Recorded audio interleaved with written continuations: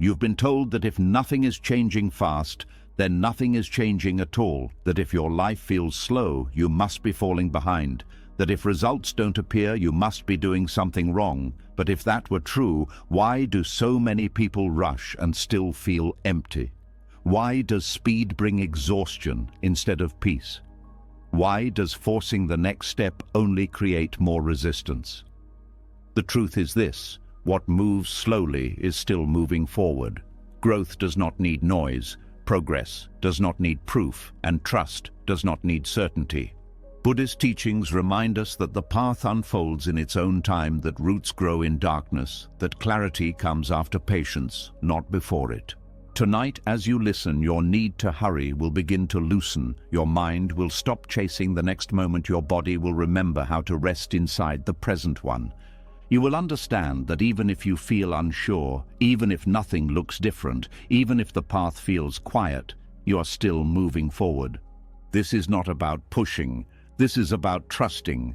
Trusting the step, trusting the pace, trusting yourself. What moves slowly is still moving forward. Are you ready? Let's begin. The words you just heard are not meant to motivate you to move faster. They are meant to loosen the grip of urgency that has been quietly tightening around your life. There is a moment after understanding, but before action, where something settles inside you. This is that moment. This is where the noise fades and a deeper question begins to surface. What if stillness is not failure? What if pause is not weakness? What if the very thing you have been judging is the evidence that something important is happening beneath the surface?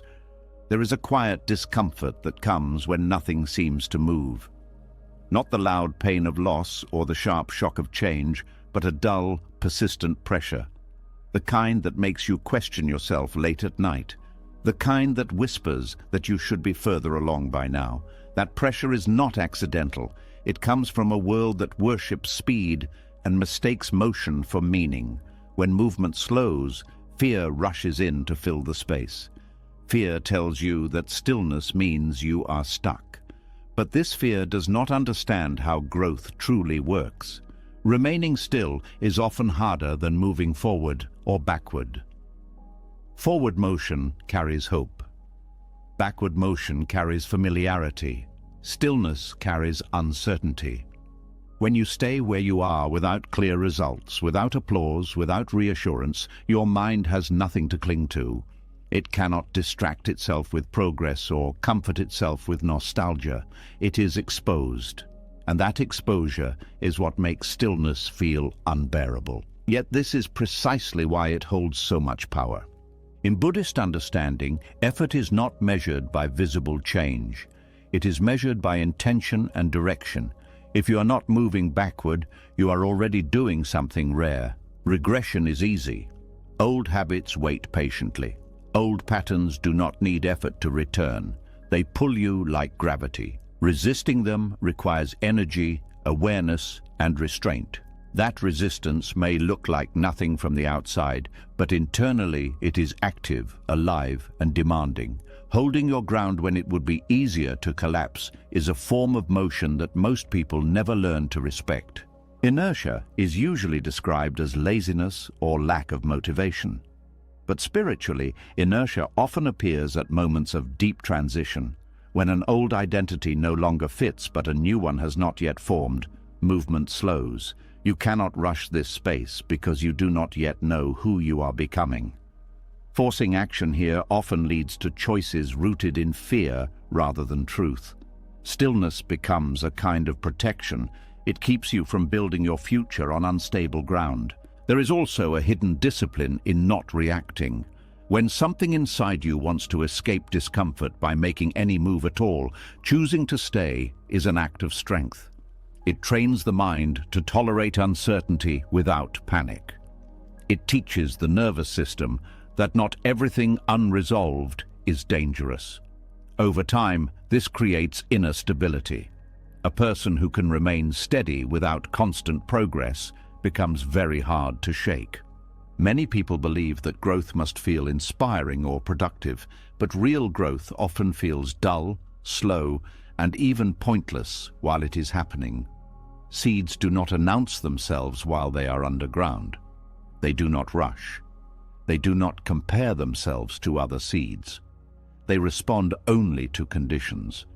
When conditions are not right, they wait. This waiting is not passive. Inside the seed, complex processes are unfolding, but nothing is visible yet. Resisting regression is one of the most misunderstood forms of progress. Not returning to what harmed you before may not feel like success, but it is. Not repeating the same mistake again may not feel like achievement, but it is. Every time you choose not to act from old fear, old anger, or old self-doubt, you are redirecting the course of your life. Even if nothing new has appeared yet, something destructive has been prevented. That matters more than you think. The mind struggles with this because it prefers clear markers. It wants milestones, confirmation, and speed. Silence feels like failure to the mind because silence gives no feedback. But silence is often where the most important recalibration happens. When external input slows, internal awareness sharpens. You begin to notice subtle reactions. You see patterns you were too busy to see before. You catch impulses before they turn into actions. This awareness is not flashy, but it is foundational. There is also a deep humility that comes with slow movement. Speed often inflates the ego. It creates the illusion of control. Slowness strips that away. It reminds you that not everything bends to your will. This humility is not meant to weaken you. It is meant to align you with reality. When you stop fighting the pace of your life, you begin to work with it instead. And that cooperation creates a kind of quiet momentum that does not burn you out. Stillness also exposes the stories you tell yourself. When there is no progress to point to, the mind fills the gap with judgment. You may notice harsh inner voices becoming louder. This is not a sign that stillness is wrong. It is a sign that you are finally hearing what was always there. These stories lose power only when they are seen clearly. Movement often keeps them hidden. Stillness brings them to the surface so they can be understood and released. There is an important distinction between stagnation and conscious pause. Stagnation comes from avoidance. Pause comes from awareness. Stagnation numbs. Pause listens. When you remain still because you are afraid to act, energy contracts. When you remain still because you are learning, energy gathers. From the outside, these states look identical. Internally, they feel very different. One drains you, the other quietly prepares you. Many spiritual traditions recognize that life moves in cycles. Expansion is followed by contraction. Action is followed by rest. Ignoring this rhythm creates imbalance. When you try to expand endlessly, you exhaust yourself. When you allow contraction without shame, you recover wisdom. Stillness is not the end of movement. It is the reset that makes meaningful movement possible. Trust is not built during moments of success. It is built during moments when you keep going without evidence. When you do not abandon yourself just because results are delayed. Each time you stay present instead of running, trust deepens. Not trust in outcomes, but trust in your ability to remain steady regardless of outcomes. This kind of trust cannot be taught quickly. It is earned through repetition in quiet moments no one sees. There is also courage in not performing. In a world that rewards visibility, choosing not to display your progress takes strength. You learn to separate your worth from external validation. You begin to act from inner alignment rather than approval. This shift changes everything. It makes your growth less fragile. When progress is not dependent on recognition, it becomes sustainable. Remaining still can feel like standing against a strong current. Everything around you urges you to rush, compare, and prove. Choosing slowness is a form of resistance. Not rebellion fueled by anger, but resistance rooted in wisdom. You stop allowing fear to dictate your pace. You move when movement is true, not when pressure demands it. Over time, something subtle happens. The anxiety tied to progress loosens. You stop measuring your life in visible achievements alone. You begin to notice internal shifts, how you respond differently than before, how certain triggers no longer pull you as strongly, how you can sit with discomfort longer without needing to escape. These changes are easy to dismiss, but they are signs of real transformation. When momentum finally returns, it feels different. It is calmer, less desperate, more precise. You are no longer moving to prove something. You are moving because the next step is clear. This clarity often comes quietly, without drama. It arises not from effort, but from readiness. And readiness cannot be rushed. What appears to be inertia is often integration, lessons settling, identity reorganizing, values aligning. When you respect this process instead of fighting it, you save yourself years of unnecessary struggle. You stop trying to outrun your own becoming. Remaining still does not mean you are doing nothing. It means you are doing something invisible, something essential, something that does not announce itself until it is complete. And when it is, the movement that follows carries a strength that speed alone could never create. This is how forward momentum can exist without visible motion. This is how not falling back becomes a victory. This is how trust begins to replace urgency. And this is how what moves slowly continues, quietly, undeniably forward. What follows grows naturally from that quiet strength you just touched. When movement becomes subtle and patience replaces urgency, something else begins to happen beneath the surface. Effort no longer seeks applause, growth no longer needs proof, and a different kind of progress starts to take shape, one that unfolds far from noise, far from eyes, far from praise. This is where things become real. There is a strange loneliness that comes when you keep going and no one notices. No encouragement, no recognition, no visible reward, just you, repeating the same small effort day after day. At first, this loneliness can feel discouraging. The mind begins to ask, why you bother? What is the point of effort that leaves no trace? But hidden inside this quiet space is a powerful transformation that rarely happens any other way. When no one is watching, intention changes. Actions lose their performance layer. You stop doing things to be seen and start doing them because they feel right. This shift is subtle, but it rewires motivation at its root. Effort driven by approval is fragile. It collapses when validation disappears. Effort driven by inner alignment becomes stable. It does not depend on feedback to survive. Unseen effort strips away self-deception.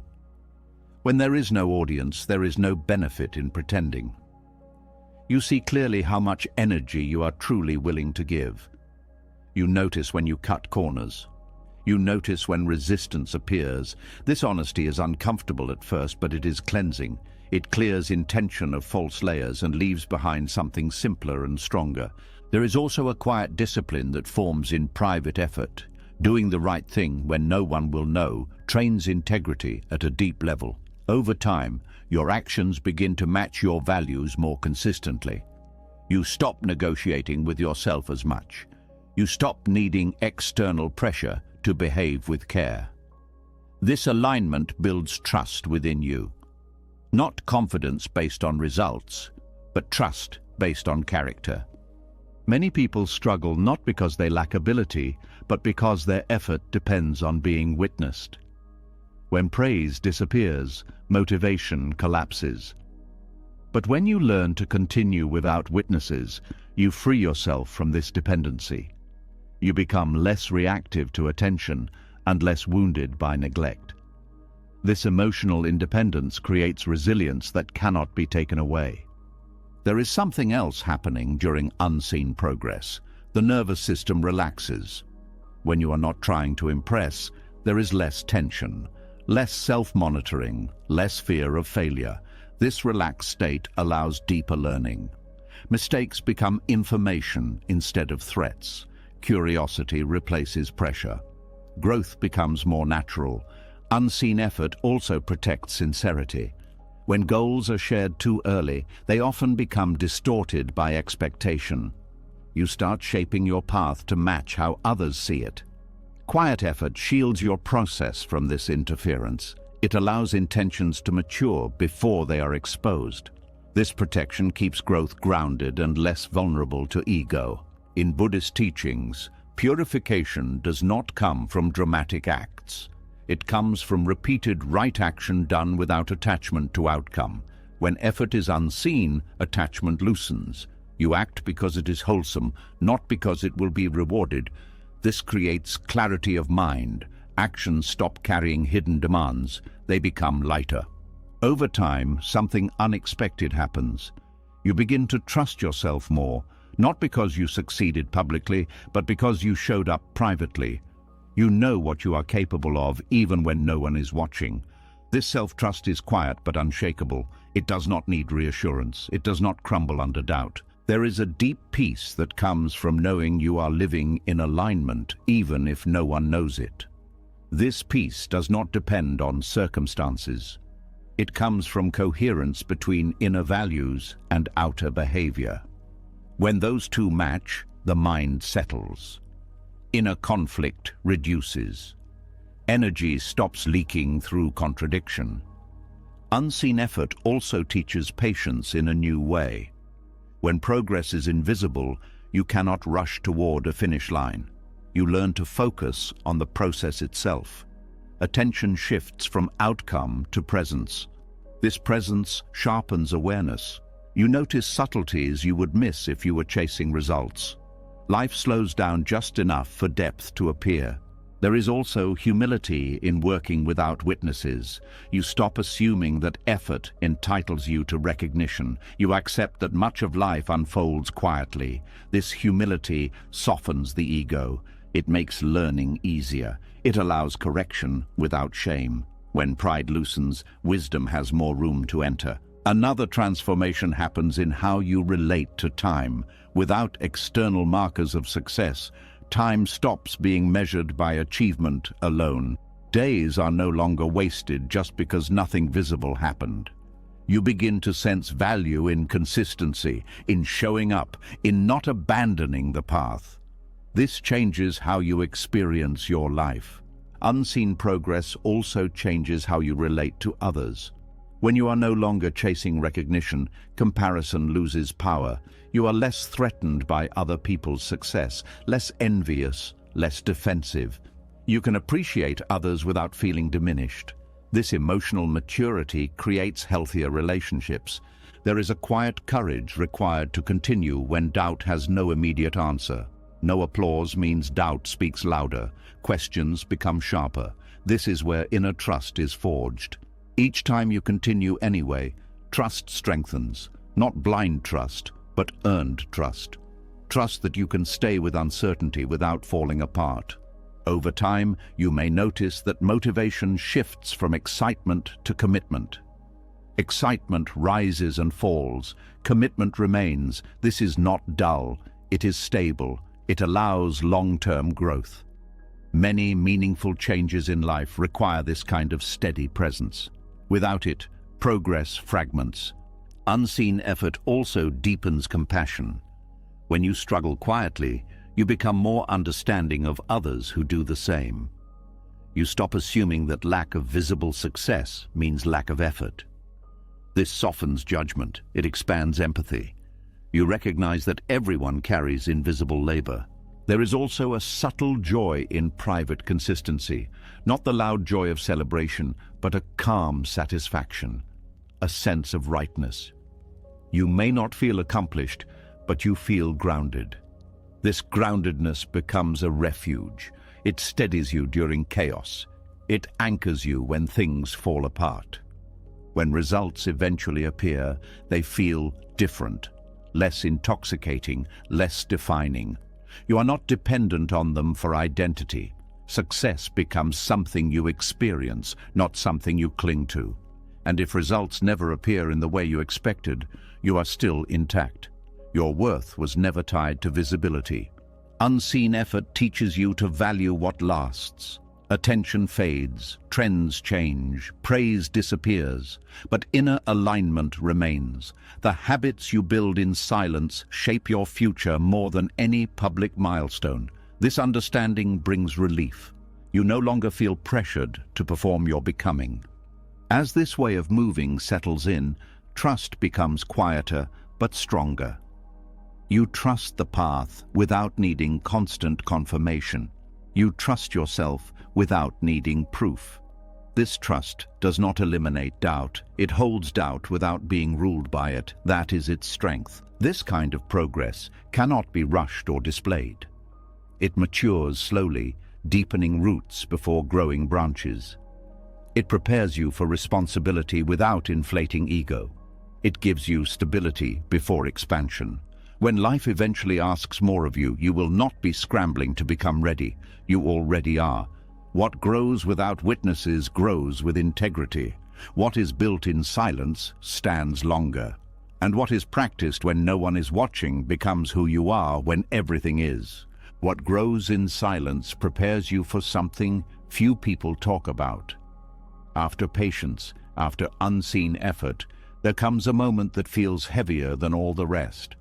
A moment where nothing feels worth continuing. Not dramatic, not loud, just tired, just thin. This is the place where many paths quietly end, not because they were wrong, but because staying became harder than leaving. There is a point on every meaningful path where effort stops feeling noble and starts feeling foolish. The mind no longer asks for encouragement. It asks for relief. This is the moment just before abandonment. Not the moment of quitting itself, but the moment when quitting feels reasonable, logical, even kind. Buddhism pays close attention to this moment because it is not a failure point. It is a threshold. Almost giving up is not weakness. It is a sign that something deep is being touched. When surface motivation burns out, what remains is truth. You find out why you were walking this path in the first place.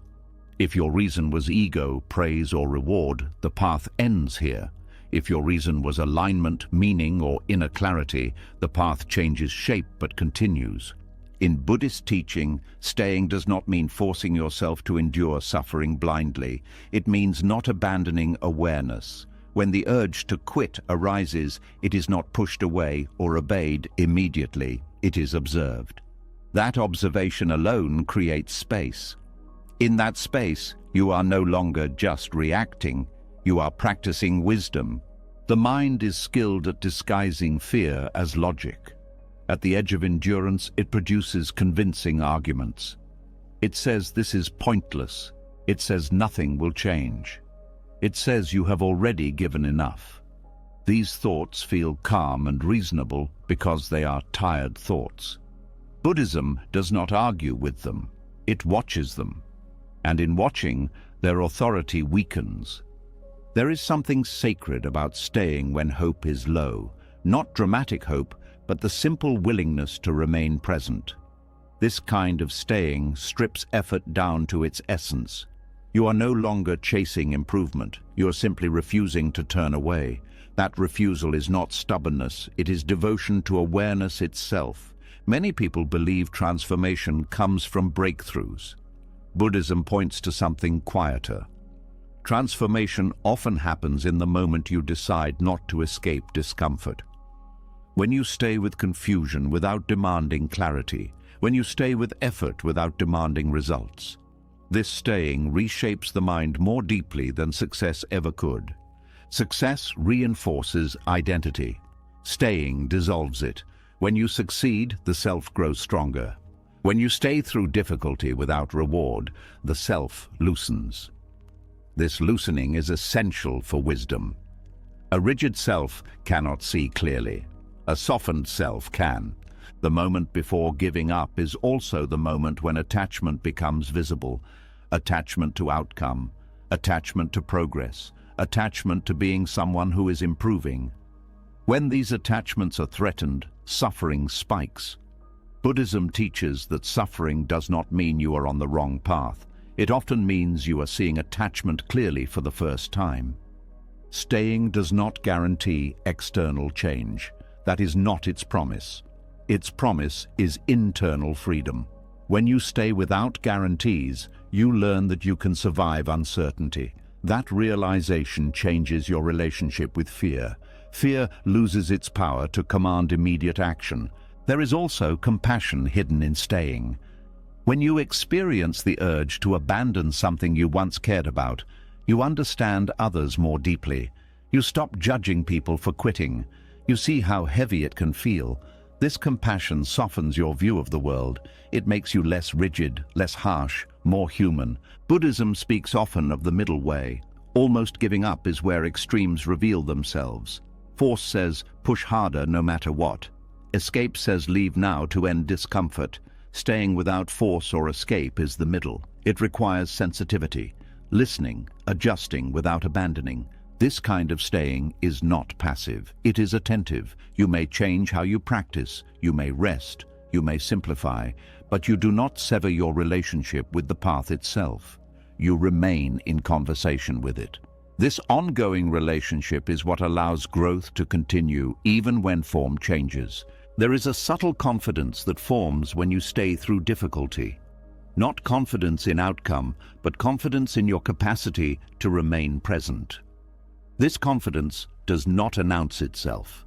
It shows up later, when life presents another challenge, and you do not panic as quickly. You recognize the territory. You have been here before. Almost giving up also reveals impermanence in a personal way. Motivation rises and falls. Desire fluctuates. Certainty dissolves. Seeing this directly weakens the belief that you must feel inspired to continue. You learn that commitment can exist without enthusiasm. This is a mature form of practice. Buddhist monks are taught that when the urge to leave arises, they should stay a little longer.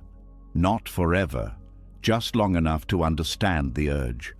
Often what they find is not a true calling to leave, but exhaustion, loneliness, or doubt. These states pass.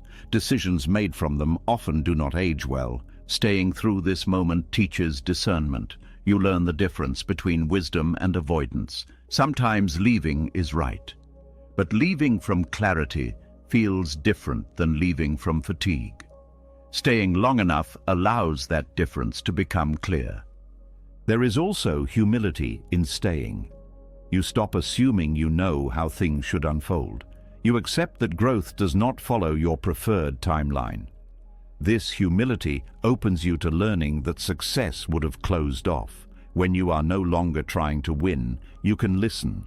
The Dharma does not promise comfort, it promises clarity. The moment before giving up is where clarity can deepen most, when illusions fall away, when narratives collapse, when only presence remains. This presence is not exciting, it is honest, and honesty is transformative. Many people reach this point and assume something has gone wrong. Buddhism suggests the opposite. This may be the moment when practice becomes real. Before this, effort was fueled by hope. After this, it is fueled by understanding.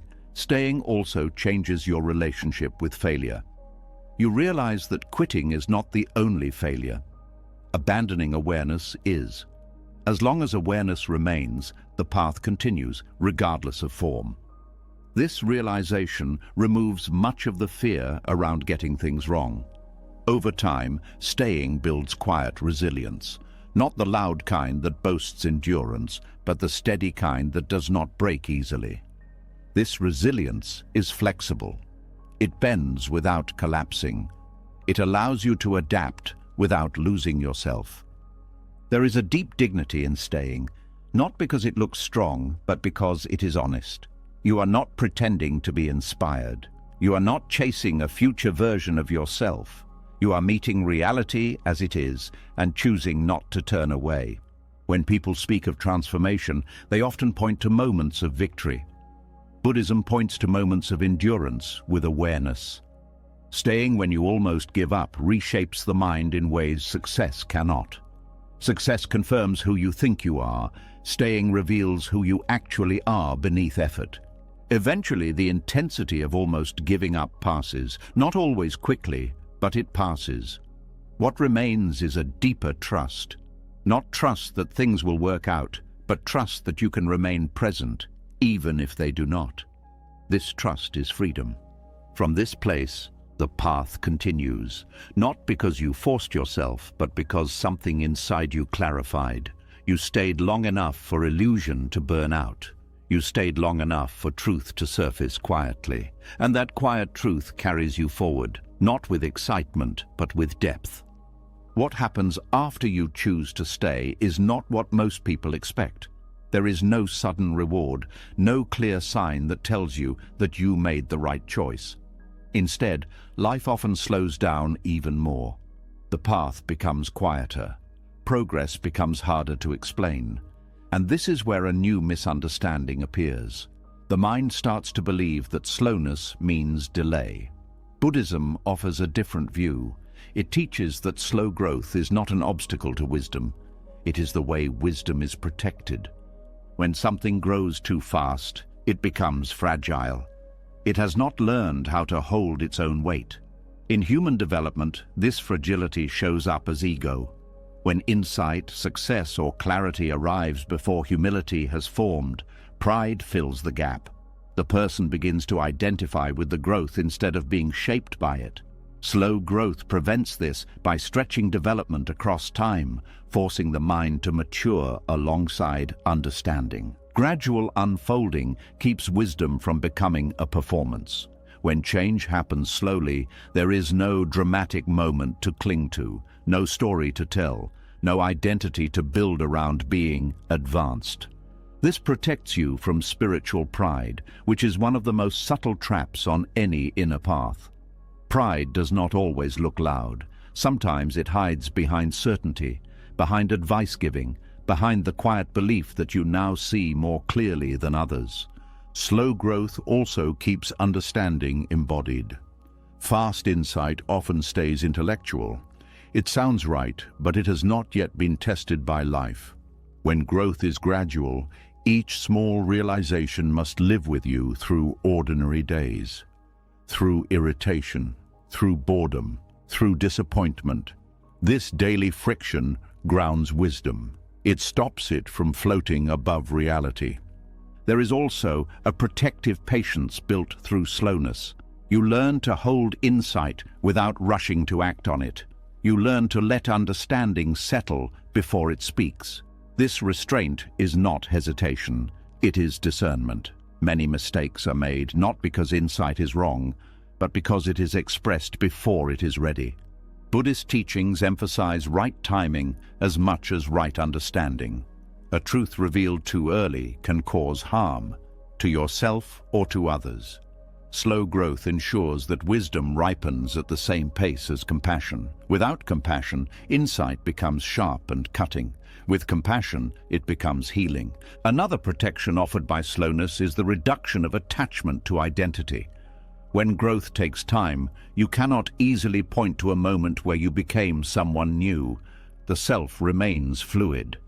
This fluidity keeps ego from solidifying around progress. You are less likely to think, "I have arrived," because arrival never clearly happens. Slow growth also limits exposure. When understanding unfolds quietly, fewer people project expectations onto you. You are not pressured to represent wisdom before you are ready. This privacy allows mistakes. It allows learning without shame. Premature exposure often freezes development because the fear of being seen as inconsistent becomes stronger than the desire to keep learning. There is a reason many traditions value apprenticeship. Wisdom passed slowly, through observation and repetition, protects both teacher and student. It ensures that knowledge is carried responsibly. In personal growth, slow unfolding plays the same role. It prevents you from carrying insights you do not yet know how to live. Gradual growth also builds humility through repetition.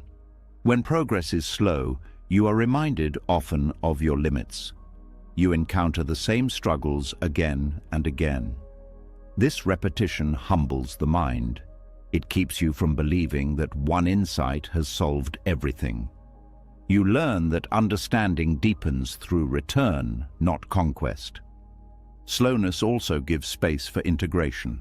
Insight changes how you see the world. Integration changes how you live in it. These two processes move at different speeds. Insight can arrive quickly, integration cannot. Slow growth honors this difference. It allows behavior, emotion, and perception to realign naturally. There is also protection from burnout. Rapid change demands constant adjustment. The nervous system struggles to keep up. Slow growth allows rest between shifts. It gives the body time to adapt. This steadiness preserves energy. It makes long-term practice possible. Another subtle protection is the weakening of comparison. When growth is slow and personal, there is little to compare. You stop measuring yourself against others' timelines. You begin to trust your own rhythm. This trust reduces envy and insecurity. It allows focus to return inward. Slow growth also reveals motivation clearly. When progress is delayed, false reasons fall away. If you are growing for recognition, impatience will expose it.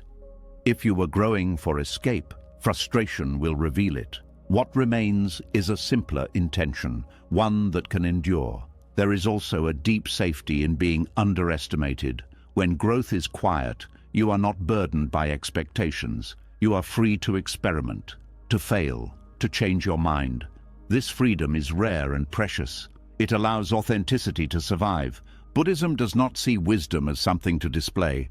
It sees it as something to live. Slow growth aligns with this view. It ensures that understanding becomes behavior, not belief. That clarity becomes kindness, not certainty. Gradual unfolding also builds patience with others. When your own growth takes time, you stop expecting quick change from those around you. This patience improves relationships. It softens judgment. It creates space for connection rather than correction. There is also a protection from spiritual bypassing. Fast growth can skip over unresolved pain. Slow growth does not allow this. It brings unresolved patterns back again and again until they are met. This meeting is uncomfortable, but it prevents false peace. Slow growth teaches respect for complexity. You stop looking for simple answers. You accept that understanding deepens through layers. This respect keeps you curious. It prevents rigidity. It allows learning to continue. Over time, slow growth creates a kind of quiet confidence. Not confidence that you are right, but confidence that you are learning. This confidence does not need defense. It does not argue. It listens. When wisdom is protected by slowness, it matures without distortion. It remains flexible, responsive, human. It does not harden into doctrine or identity. It stays alive. From the outside, slow growth may look like delay. From the inside, it feels like preparation, a careful shaping, a steady strengthening. It keeps you from becoming something you cannot yet carry. And when the time comes for clarity to express itself, it does so gently, without urgency, without pride, without the need to be seen. What unfolds then is not rushed growth, but rooted presence. Not a sudden leap, but a natural step forward, taken at exactly the pace that keeps wisdom whole. What grows slowly begins to feel protected, but protection often comes with restriction. After wisdom has been sheltered from pride and hurry, life tends to do something that feels unsettling. Options reduce, energy funnels. The wide road quietly closes, and what remains feels narrow, specific, and demanding. This narrowing is rarely explained. It simply happens, and many people mistake it for loss, when in truth it is preparation for clarity. There are seasons when life feels open, many choices, many directions, many identities you could step into. This openness feels freeing, but it is also distracting. Awareness scatters, attention splits. When everything is possible, very little is seen deeply. Buddhism teaches that clarity does not come from endless options. It comes from refinement, and refinement requires narrowing. When the path narrows, distractions fall away, not because you rejected them, but because they no longer fit. Activities that once held interest begin to feel empty. Conversations lose their pull. Certain ambitions quietly dissolve. This can feel confusing or even frightening, but this is awareness becoming more precise. Energy is being gathered instead of spread thin. Narrowing often appears as limitation, less time, less energy, less tolerance for noise. The mind may panic and interpret this as decline, but spiritually, this contraction is intentional. Like a lens focusing light, narrowing concentrates attention. What once felt overwhelming becomes clearer because less is competing for awareness. Life often slows before clarity because speed depends on momentum and clarity depends on presence. When momentum fades, presence becomes unavoidable. You are forced to see what remains when movement stops. This seeing is not comfortable. It removes distractions that once softened discomfort, but it also removes illusions. When the path narrows, you are asked to choose depth over breadth, to stay with one question instead of many, to listen longer, to respond slower. This deepening sharpens perception. You begin to notice subtle patterns, small reactions, quiet truths that were always there but never held long enough. Buddhist practice values simplicity not as an aesthetic, but as a function of awareness. Too much input dulls perception. Narrowing reduces input. It creates space for discernment. You stop reacting to everything and start responding to what matters. This narrowing also refines values. When options disappear, priorities reveal themselves. You see what you are unwilling to let go of. You notice what remains meaningful even when convenience is gone. This is not something you decide intellectually. It is something life shows you through absence. Many people resist this phase because it feels like being cornered. The mind prefers escape routes, but narrowing removes escape. It invites intimacy with experience. You can no longer skim the surface. You are brought closer to what is essential. Clarity often arrives not as a new insight, but as the removal of confusion. Narrowing does this quietly. By taking away what is unnecessary, it allows what is true to stand out. This process feels subtractive, not additive. And subtraction can feel like loss until you see what it reveals. There is also a sharpening of responsibility that comes with narrowing. When choices are fewer, avoidance becomes harder. You can no longer blame confusion on complexity. You are asked to meet what is in front of you fully. This responsibility matures awareness. Narrowing also strengthens commitment. When the path is wide, commitment is loose. You can always turn elsewhere. When the path narrows, commitment deepens because turning away costs more. This cost is not punishment, it is clarification of intent. Life often narrows the path before clarity because clarity demands honesty. Honesty cannot coexist with endless distraction.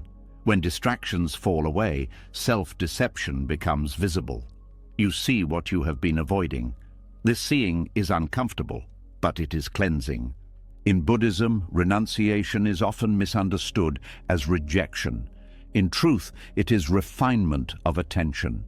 Narrowing is a form of renunciation that happens naturally. You stop engaging with what drains you because awareness no longer tolerates it. This is not force, it is sensitivity. Narrowing also deepens compassion. When your own life simplifies, you become more attuned to suffering. You notice pain you once overlooked. This sensitivity arises because awareness is no longer overloaded. Compassion sharpens alongside clarity. The slowing that accompanies narrowing is essential. Speed would blur perception. Slowness allows details to surface. You notice tone, intention, subtle emotional shifts. This refined awareness makes your responses more skillful. Narrowing also teaches trust. When familiar supports disappear, you learn to rely on presence itself. You discover that awareness can hold you even when circumstances feel constrained. This trust is quiet but strong. Many people interpret narrowing as life closing in on them.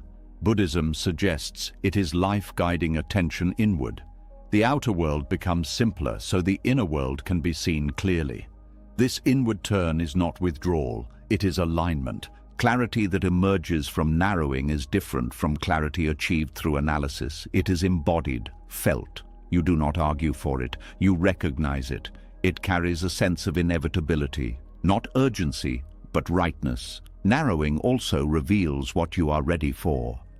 Certain opportunities disappear because they no longer match your depth. This can feel disappointing, but it is protective. It prevents you from dispersing energy needed for what is next. As awareness refines, choices become simpler. Not because life is simpler, but because you see more clearly. You know what to say no to. You know what deserves care. This simplicity reduces inner conflict. The path narrows on purpose to teach you how to walk it fully. Wide paths encourage wandering. Narrow paths require presence. Each step matters. Each movement is felt. This attention transforms walking into practice. Eventually, clarity emerges not as certainty, but as steadiness. You stop needing many answers. One direction becomes enough. Not because it promises success, but because it feels true. This clarity does not shout, it settles. It brings a quiet confidence. You are no longer pulled in many directions. Awareness stands firm. Narrowing is not permanent. It is a phase, but the clarity it brings remains. Once awareness has been refined, even when life widens again, you do not lose what you learned. You carry discernment with you.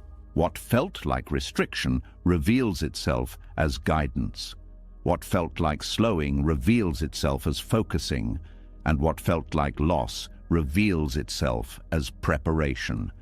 When the path narrows, life is not taking something away to punish you. It is removing what you no longer need so that what truly matters can finally be seen. When the path narrows long enough, something quiet becomes unavoidable. You cannot wait forever for clarity to arrive fully formed. The road no longer offers many options, yet it also does not offer certainty. What remains is a simple and uncomfortable choice. Stay frozen until reassurance appears, or take a step without knowing where it will land. This is where practice changes its nature. This is where trust stops being an idea and becomes an action. There is a deep habit in the human mind that looks for guarantees before it moves. Proof, signs, validation. Something external that says yes, now is safe. When life was wide, you could delay movement and still feel alive. But on a narrow path, stillness without awareness turns into stagnation. At this stage, movement is required, but certainty is no longer available. This tension is not a mistake. It is the training itself. Buddhist teachings do not promise certainty. They teach how to live without it. The mind believes certainty creates safety, but experience shows otherwise. Even the most guaranteed outcomes change. Even the clearest plans collapse.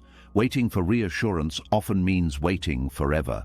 The practice, then, is learning how to move while uncertainty remains. Moving without certainty does not mean acting recklessly. It means acting without emotional insurance. You step not because you are sure it will work, but because staying still no longer feels honest. This honesty becomes your compass. It replaces prediction with presence. At first, this feels frightening. The mind protests. It says you are risking too much. It says you should wait a little longer. But waiting here is not neutral. Waiting carries its own cost. Energy begins to dull. Awareness weakens. Doubt grows louder.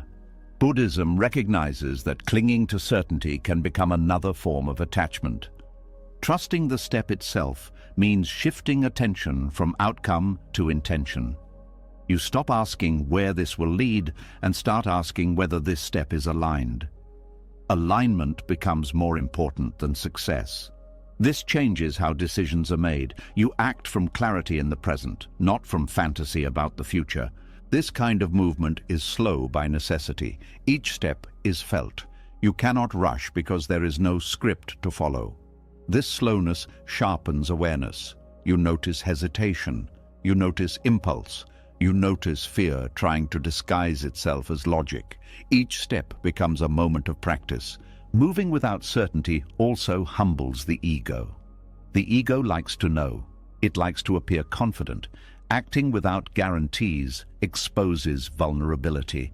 You may have to admit you do not know what you are doing. This admission is not weakness. It is honesty. And honesty keeps learning alive. There is also a quiet courage required here. Not the dramatic courage of bold declarations, but the steady courage of continuing without applause or confirmation. You may not feel brave. You may feel unsure. Courage here is not a feeling. It is a choice to proceed gently despite uncertainty. Buddhism teaches that clinging to outcomes creates suffering. Moving without certainty loosens this clinging. You act, but you release the demand that things unfold a certain way. This release does not make you passive. It makes you flexible. You adjust without collapsing. There is a subtle freedom in this practice. When you stop needing reassurance, fewer things can control you. Fear loses leverage. External opinion loses power. You are no longer waiting for permission to live in alignment. This independence is not isolation, it is inner stability. Moving without certainty also deepens presence. When you cannot rely on future outcomes, attention returns to the step itself, how it feels, what it requires. Presence becomes practical, not philosophical. You are here because here is all you can work with. This practice also reveals how often the mind seeks signs to avoid responsibility. If a sign tells you what to do, you are not accountable. When signs are absent, responsibility returns to you. This can feel heavy, but it is also empowering. You learn to trust your capacity to choose wisely, even without guarantees. There is also learning in mistakes made without certainty. When you act from alignment rather than prediction, mistakes become feedback instead of failure. You learn faster because you are not defending an identity built on being right. This openness accelerates wisdom in ways certainty never could. Moving without certainty strengthens intuition. Not mystical intuition, but the quiet sensitivity to what feels right in the body and mind. This sensitivity grows through use. The more you listen, the clearer it becomes. Certainty would dull this sensitivity. Uncertainty sharpens it. This practice also reduces anxiety over time. Anxiety feeds on imagined futures. When you act without certainty, you stop rehearsing futures you cannot control. Attention returns to what is actually happening. The nervous system slowly learns that uncertainty is survivable. There is also a deep respect for impermanence here. You accept that whatever results arise will change. This acceptance softens attachment. You enjoy progress without clinging. You accept setbacks without despair. Balance emerges not from control, but from understanding change. Moving without certainty also changes how you relate to others. You stop expecting them to provide reassurance you cannot give yourself. Relationships become less dependent and more genuine. You share uncertainty instead of hiding it. This honesty deepens connection. This practice teaches patience in action. You move, but you do not force. You respond, but you do not rush. You allow consequences to unfold without interference. This patience keeps action clean. It prevents panic-driven decisions. There is also a subtle joy that appears. Not excitement, but a quiet satisfaction. You are living truthfully. You are no longer waiting for life to start once everything makes sense. Life is happening now, step by step, without a map. Over time, trust shifts. You stop trusting outcomes and start trusting process. You trust that awareness will guide the next step when it arrives. This trust is earned, not assumed. Each step without certainty that does not destroy you builds confidence. Buddhism often speaks of walking the path without knowing the destination. This is not poetic exaggeration, it is a practical instruction. The destination changes as you change. Fixating on it limits growth. Trusting the step allows evolution. Moving without certainty also dissolves regret. When choices are made from presence rather than fear, even mistakes carry less bitterness. You know you acted honestly with what you had. This self-respect softens hindsight. As this practice deepens, uncertainty becomes less threatening. It becomes familiar terrain. You recognize its textures. You know how to breathe inside it. You know how to move slowly through it without freezing. Eventually, you realize that certainty was never the source of safety. Presence was, awareness was, the ability to respond wisely in real time was.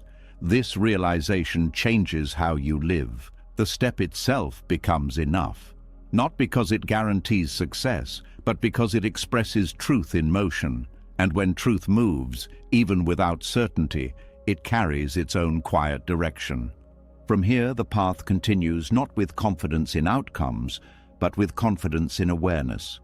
You move, you adjust, you learn. And in doing so, you discover that trust was never about knowing where you were going. It was about knowing how to walk when you did not. When you learn to move without certainty, something unexpected happens. Confidence does not rush in to replace doubt. Strength does not suddenly feel strong. Instead, energy thins out. Motivation fades. What once felt meaningful now feels quiet, even dry. And this is where many people assume they have lost their faith. Buddhism points to something deeper. It says this may be the moment when faith becomes real. There is a common belief that faith feels warm, hopeful, and inspiring, that it lifts you, that it reassures you. But much of what is called faith is actually emotion. Emotion rises and falls. It depends on mood, health, sleep, and circumstances. When emotion disappears, people think trust has disappeared with it. What remains feels empty, flat, or heavy. This is not the absence of faith. This is faith stripped of feeling. Faith that does not feel like faith often appears during exhaustion, when you have been patient for a long time, when effort has been steady but results remain unclear, when emotional fuel runs out. At this stage, continuing does not feel noble or spiritual. It feels mechanical, ordinary, sometimes pointless, and yet something keeps you from quitting entirely. That something is quiet trust. This trust does not speak in encouraging words. It does not promise outcomes. It does not protect you from doubt. It simply keeps you oriented. You still show up. You still choose not to turn away. You still act with care even when you feel nothing. Buddhism recognizes this as a mature form of faith, one that does not depend on inspiration. Doubt often gets a bad reputation, but doubt is not the opposite of faith. Indifference is. Doubt asks questions. It examines. It tests. When faith exists beneath doubt, it allows doubt to pass through without collapse. You do not need to silence doubt to continue. You learn to carry it. Emotional dryness is especially confusing. Practices that once felt nourishing now feel empty. Teachings that once resonated now feel distant. This dryness is not a sign that the path is wrong. It is a sign that attachment to feeling is dissolving. Buddhism teaches that relying on pleasant states creates dependency. Dryness breaks that dependency. When faith no longer feels good, intention becomes clearer. You are no longer practicing because it soothes you. You are practicing because it aligns you. This alignment is quieter than comfort, but stronger. It does not disappear when conditions change. There is also humility in faith that feels thin. You stop assuming that spiritual life exists to make you feel better. You accept that some seasons are barren. This acceptance deepens wisdom. It prevents entitlement. It allows practice to continue without bargaining. Fatigue plays a key role here. Not just physical tiredness, but existential tiredness, the kind that comes from carrying effort over time. When fatigue is present, the mind seeks relief. It questions the value of continuing. Buddhism does not deny this fatigue. It invites compassion toward it. You are not asked to be energetic. You are asked to be honest. Faith beneath fatigue looks like doing less, but not quitting. It looks like simplifying, reducing effort to what is essential, letting go of excess striving. This faith is gentle, it respects limits, it does not punish you for being tired. There is also a deepening of sincerity. When enthusiasm fades, what remains is real. You are no longer driven by excitement or identity. You continue because something inside knows this matters, even if it cannot explain why. This knowing is not loud, it is steady. Faith that does not feel like faith also protects you from spiritual comparison. When you are not glowing with inspiration, you stop trying to appear advanced. You become more human. This humanity allows connection. It removes the pressure to perform belief. Buddhism often speaks of equanimity. This is not emotional numbness, it is balance. Faith beneath dryness contributes to equanimity. You learn to remain steady regardless of inner weather. Pleasant states do not inflate you. Unpleasant states do not define you. There is also freedom here. When faith is no longer tied to feeling, you stop chasing spiritual highs. You stop fearing lows. Practice becomes integrated into life rather than separate from it. This integration is a sign of maturity. Doubt continues to arise, but it changes shape. It becomes less personal. You see it as a mental event rather than a verdict. You do not need to resolve every question to continue. You allow uncertainty to exist without making it a problem. Faith beneath doubt is not blind. It is patient. It allows understanding to unfold slowly. It does not demand immediate clarity. This patience reduces inner conflict. You stop fighting your own mind. There is also resilience here. When trust does not rely on feeling, it survives hardship. Loss, disappointment, and confusion do not destroy it. They pass through it. This resilience is quiet but enduring.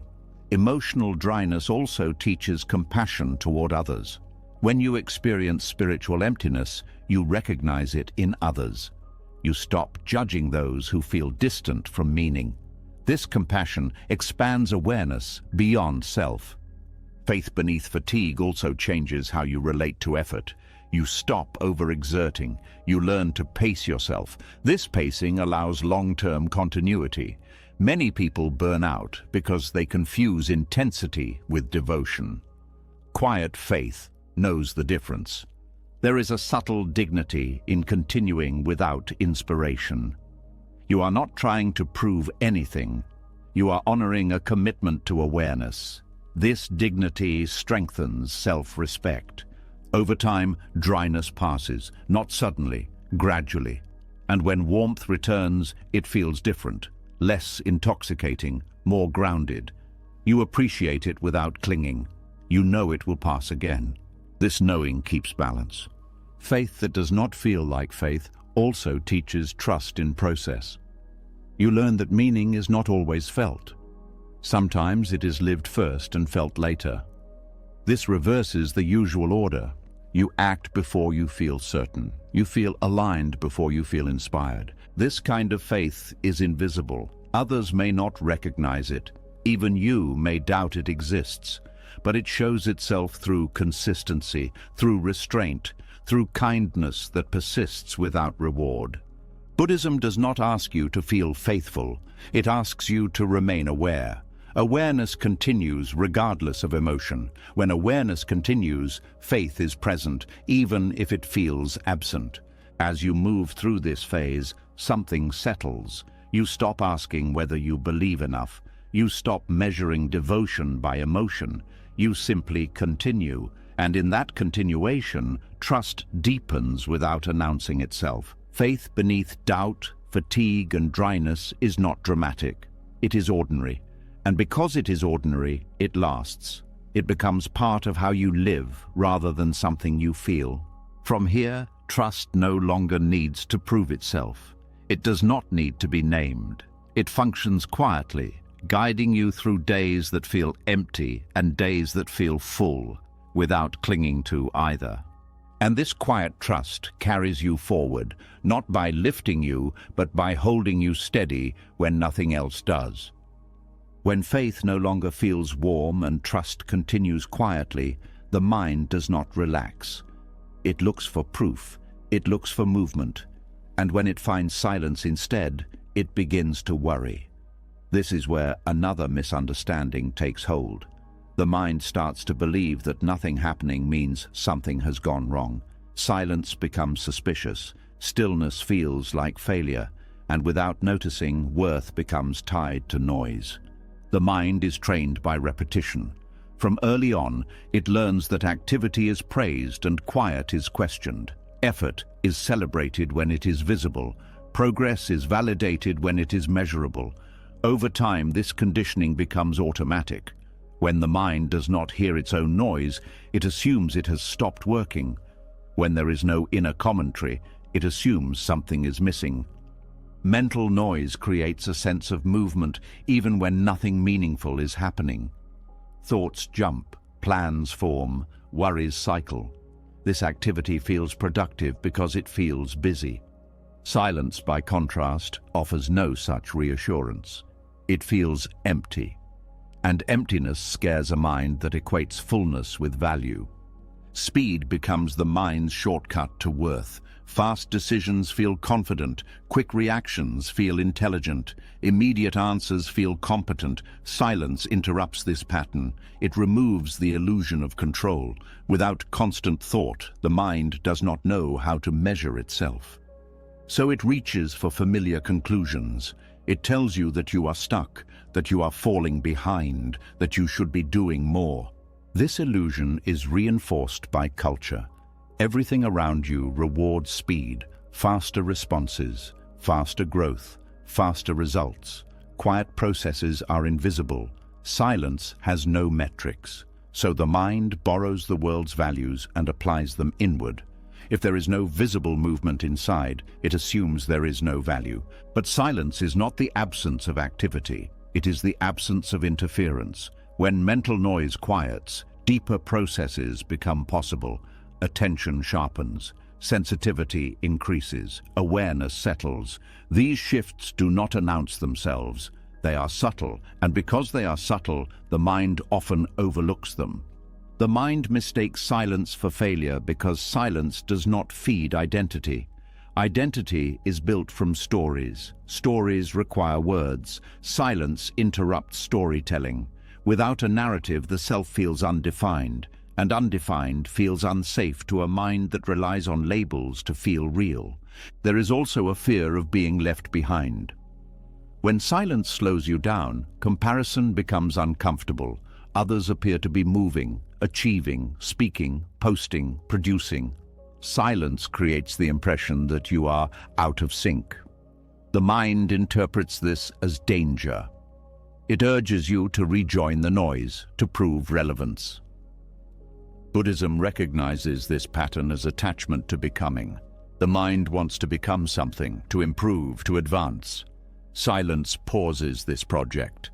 It removes the sense of becoming, and without becoming, the mind fears it is dissolving. In truth, it is resting. Silence also exposes dependency on thought. When thoughts slow, you see how often you relied on them for reassurance. Planning felt like control, worry felt like preparation, analysis felt like progress. Silence reveals that many thoughts were not helping, they were filling space. This realization can be unsettling. The mind may rush to recreate noise to avoid discomfort.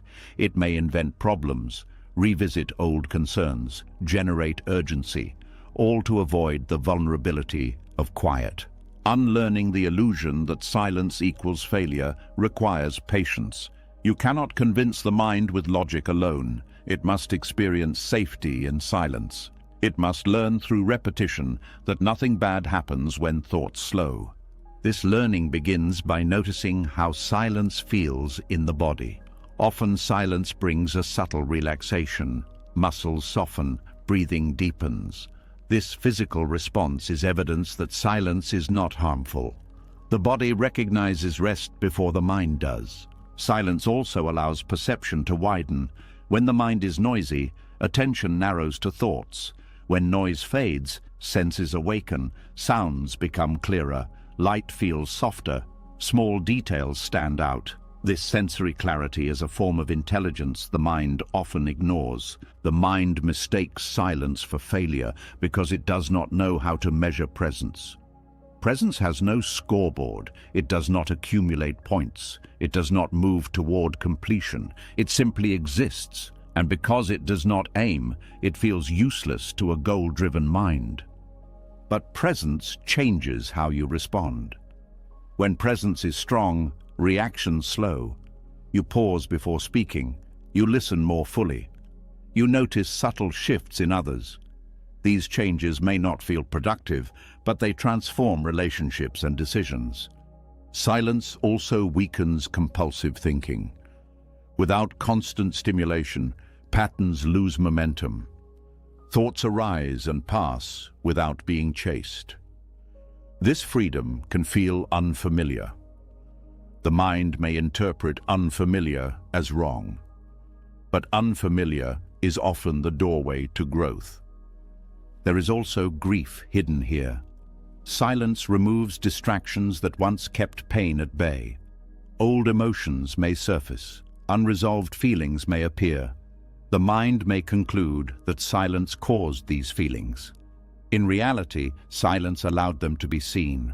Unlearning the illusion means allowing this surfacing without judgment. Recognizing that what appears in silence was already there. Silence did not create it. Silence revealed it. The mind also equates speed with intelligence. Quick answers feel smart. Silence feels uncertain.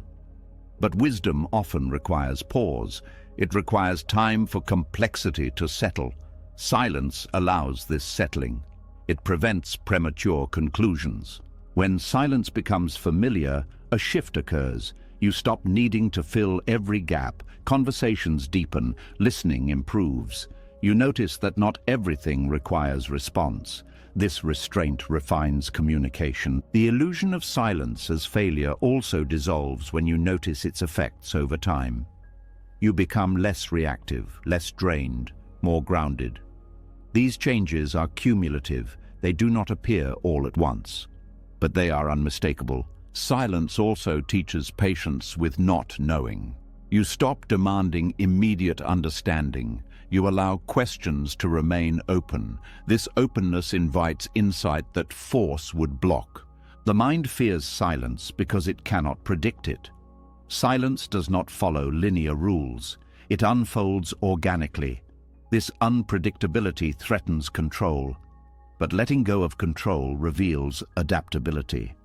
There is also a deeper worth discovered in silence, worth that is not earned through effort, worth that exists without achievement.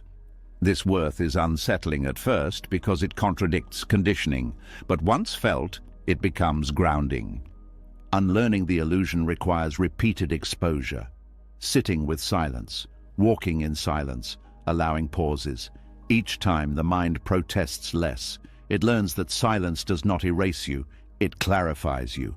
Over time, silence stops feeling empty. It feels spacious. It becomes a place of refuge rather than threat. You return to it not because you failed, but because you recognize its value.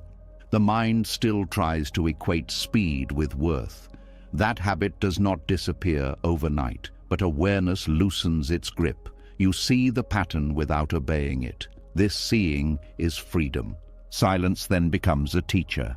It shows you how much effort was unnecessary, how much noise was habit, how much worth was self-imposed pressure. From this place, movement becomes more intentional. You act because it is needed, not because silence feels uncomfortable. You speak because words add value, not because quiet feels wrong. The illusion fades gradually. Silence stops being a verdict and becomes a foundation, a place where awareness rests, where value is not measured, where trust continues quietly. And in that quiet you realize that silence was never failure. It was the space where meaning was learning how to breathe. When silence is no longer mistaken for failure, another tension quietly rises. You may begin to sense that effort has been sincere, awareness has deepened, and yet outcomes remain unchanged. Nothing obvious arrives to confirm the work you have done.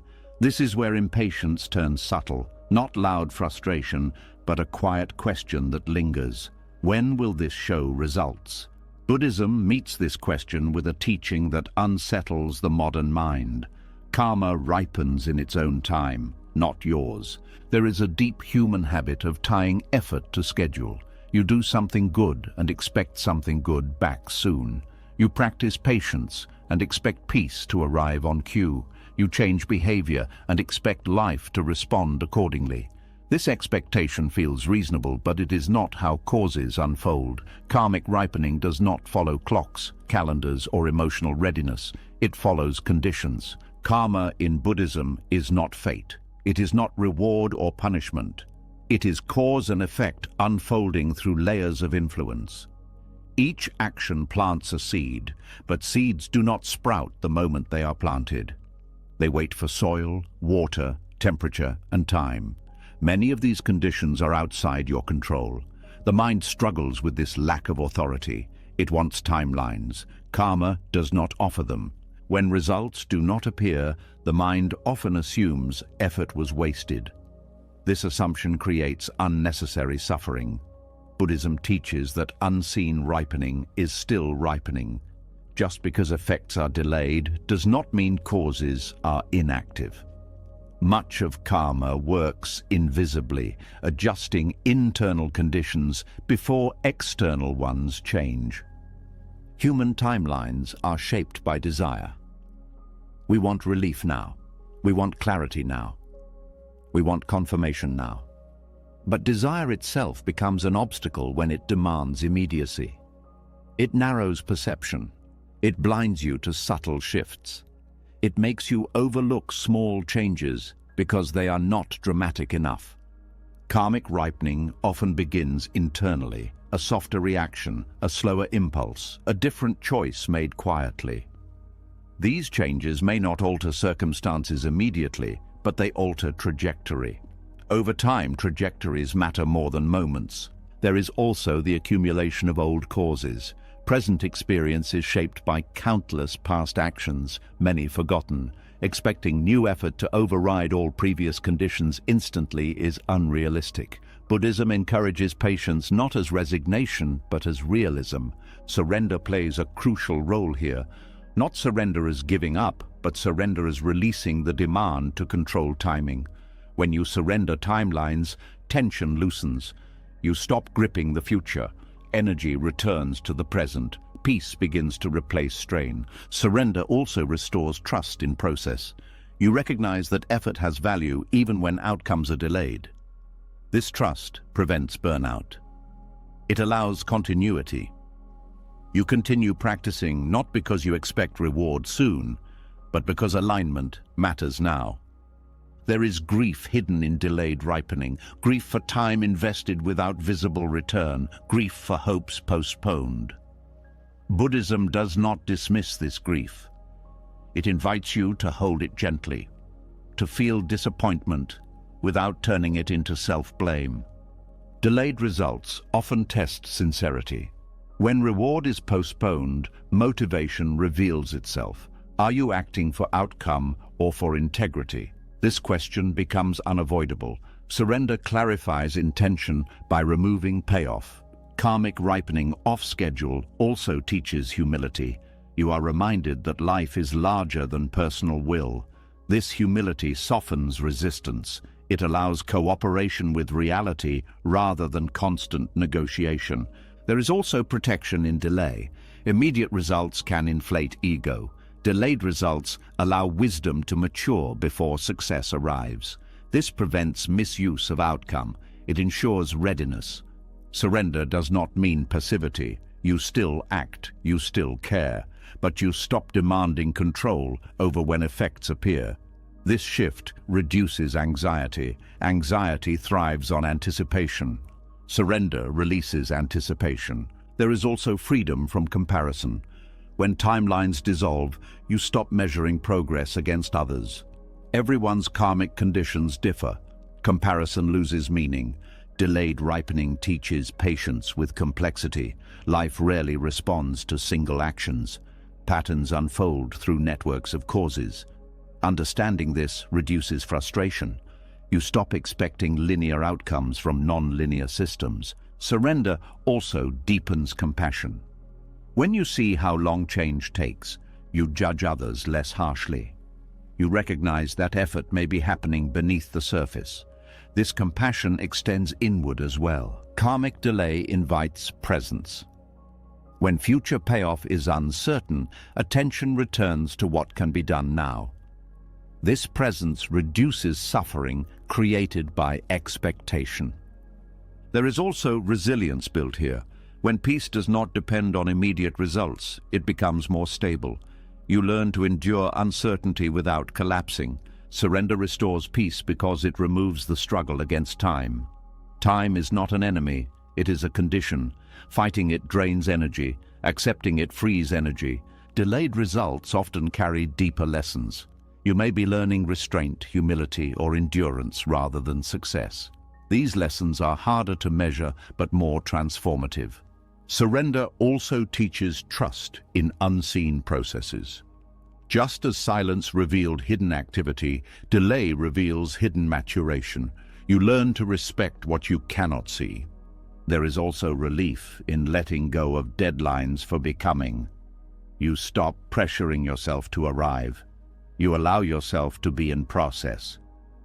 Karmic ripening off schedule teaches patience not as waiting, but as continuing without certainty. This patience stabilizes the mind. It prevents despair. Surrender does not guarantee outcomes. It guarantees peace with unfolding.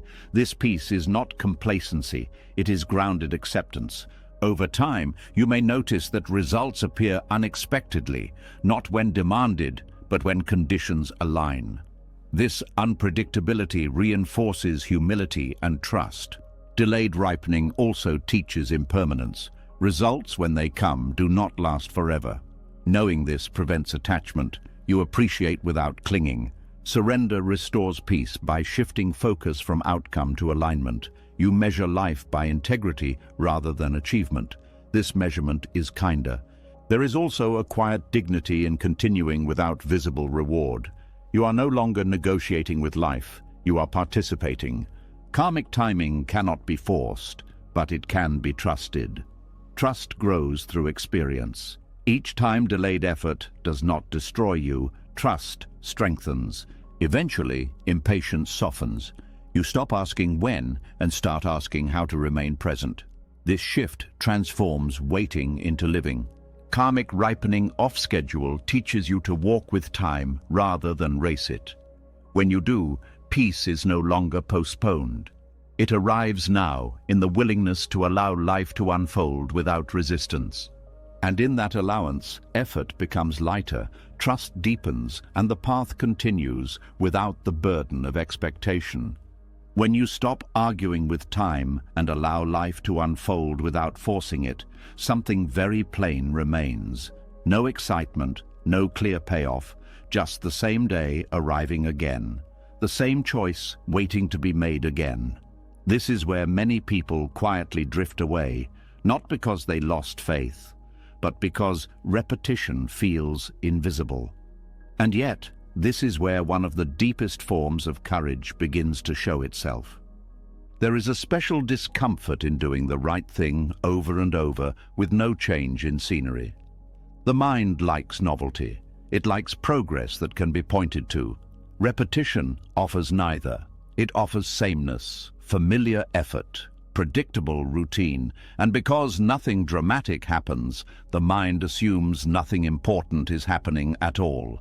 But repetition is not stagnation, it is refinement. Each time you repeat a small right action, you meet it from a slightly different inner place. You are not the same person you were yesterday, even if the action looks identical. Awareness shifts subtly. Resistance changes shape. Understanding deepens quietly. The courage of repetition is quiet because it does not announce itself. It does not look heroic. It does not come with recognition. Often no one knows you are doing it. Sometimes even you forget why you started, and yet you continue. This continuation trains the mind in steadiness. Repetition removes drama from effort. Without novelty, motivation cannot rely on excitement. Without praise, effort cannot rely on validation. What remains is intention. You discover whether your actions are rooted in alignment or dependent on reward. This discovery is uncomfortable but clarifying. Doing the same small right action daily builds trust with yourself. Each repetition is a promise kept. Over time, these promises accumulate. You begin to see yourself as someone who does what they say they will do, even when it is boring. This self-trust is grounding. It does not depend on success. It depends on consistency. Repetition also softens impatience. When you know tomorrow will look similar to today, you stop rushing through the present. You settle into rhythm. This rhythm stabilizes the nervous system. Life feels less like a race and more like a practice. There is also humility in repetition. You accept that growth does not require constant reinvention. You stop trying to be impressive. You focus on being sincere. This humility protects you from ego inflation. It keeps effort clean. Small actions repeated daily also bypass resistance. Large goals trigger fear. Small actions feel manageable. Over time, these manageable actions reshape habits. Habits reshape character. Character reshapes destiny quietly. Repetition teaches patience with imperfection. You do not expect each action to be perfect. You expect it to be done. This reduces self-criticism. You learn to show up even when you feel off. This flexibility prevents burnout. There is also a deep reliability formed through repetition. Life becomes less chaotic because certain anchors remain. You know some things will be done regardless of mood. This predictability creates inner safety. Repetition without reward challenges the belief that effort must be compensated immediately. You learn to value the act itself. This shifts motivation from external to internal. Effort becomes its own meaning. In Buddhist practice, repetition is central. Not because repetition is magical, but because it trains awareness. Each repetition is a chance to notice subtle changes. How does this feel today? Where does resistance arise? What has softened? These observations deepen insight. Repetition also reveals attachment. On days when repetition feels unbearable, you see what you were hoping to get from it. Recognition, relief, transformation. Seeing this attachment allows it to loosen. There is also courage in facing boredom honestly. Boredom is often a sign that the mind wants stimulation, not that the action lacks value. Staying present through boredom strengthens attention. Attention becomes less dependent on excitement. Repetition builds quiet confidence. You stop doubting whether you are capable of long-term effort. You know you can continue even when enthusiasm fades. This confidence is stable because it is earned. Daily repetition also creates momentum without urgency. You move forward steadily without pressure. This steadiness outlasts bursts of motivation. It supports sustainable growth. There is also compassion in repetition. When you repeat kindness, patience, or restraint daily, these qualities become natural. They stop feeling forced. They become part of how you respond. Repetition teaches respect for process. You stop looking for shortcuts. You understand that depth comes from return. This respect reduces frustration. There is also a quiet joy that appears over time. Not excitement, but familiarity. A sense of belonging to your own life.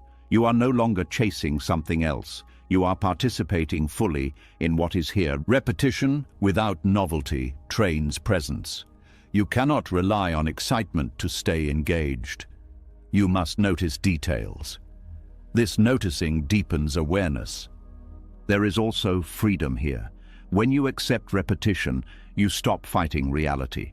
Many aspects of life are repetitive. Accepting this reduces suffering. Repetition also teaches that change is cumulative.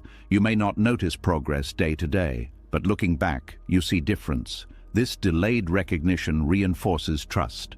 The quiet courage of repetition lies in continuing without applause, in choosing alignment over recognition, in valuing integrity over excitement. Over time, repetition shapes identity. You become someone who practices, someone who shows up, someone who does not abandon effort because it is ordinary. This courage is not loud. It does not need to be seen. It carries you forward gently, day after day, building something durable beneath the surface. And as this steadiness settles, the path continues not with urgency, but with reliability. You walk not because it is thrilling, but because it is true. When repetition settles into your life and effort becomes steady rather than dramatic, another truth quietly reveals itself. Some things do not heal quickly, no matter how patiently you show up. Some wounds resist schedules, discipline, and good intentions, and this is where a deeper lesson begins. Not about fixing, not about progress, but about what slow healing gives you that fast healing never can. There is a special kind of frustration that comes from long recovery. Not the sharp pain of injury, but the dull ache of time passing without resolution. You do the work, you rest, you try again, and still the weight remains. Many people interpret this as failure. Buddhism sees it as education. Slow healing teaches in ways comfort cannot. Quick recovery often bypasses understanding. When pain leaves fast, it leaves little trace. You return to life unchanged, but when struggle stays, it reshapes perception. You become intimate with limitation. You learn what it feels like to carry something unresolved. This familiarity opens the heart. Prolonged struggle softens judgment. When you live with pain, impatience fades. You stop expecting others to be fine on demand. You recognize that effort does not always equal relief. This recognition deepens empathy naturally without effort. Slow healing also dissolves the illusion of control. You realize that not everything responds to willpower. This humility changes how you relate to others. You stop offering quick solutions. You listen more. You respect the complexity of suffering. There is also vulnerability in slow healing. You cannot hide behind improvement. You remain exposed longer.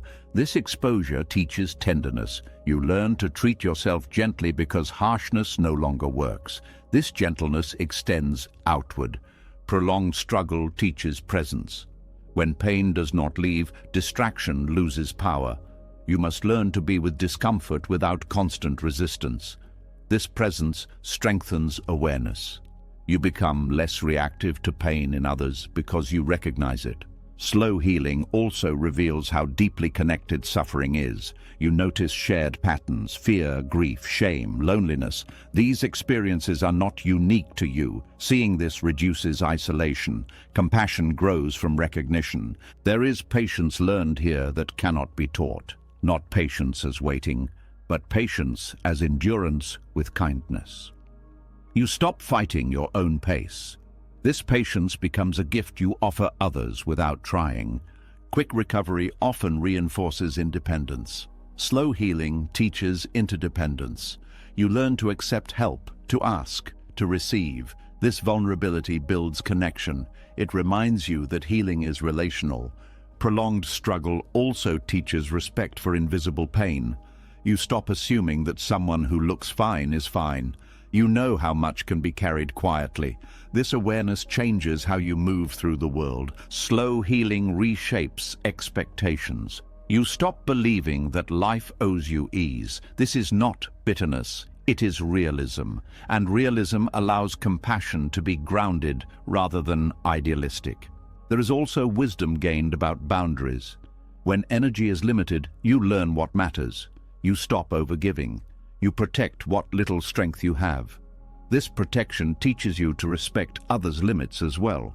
Slow healing creates depth. It slows you down enough to notice subtle emotional layers.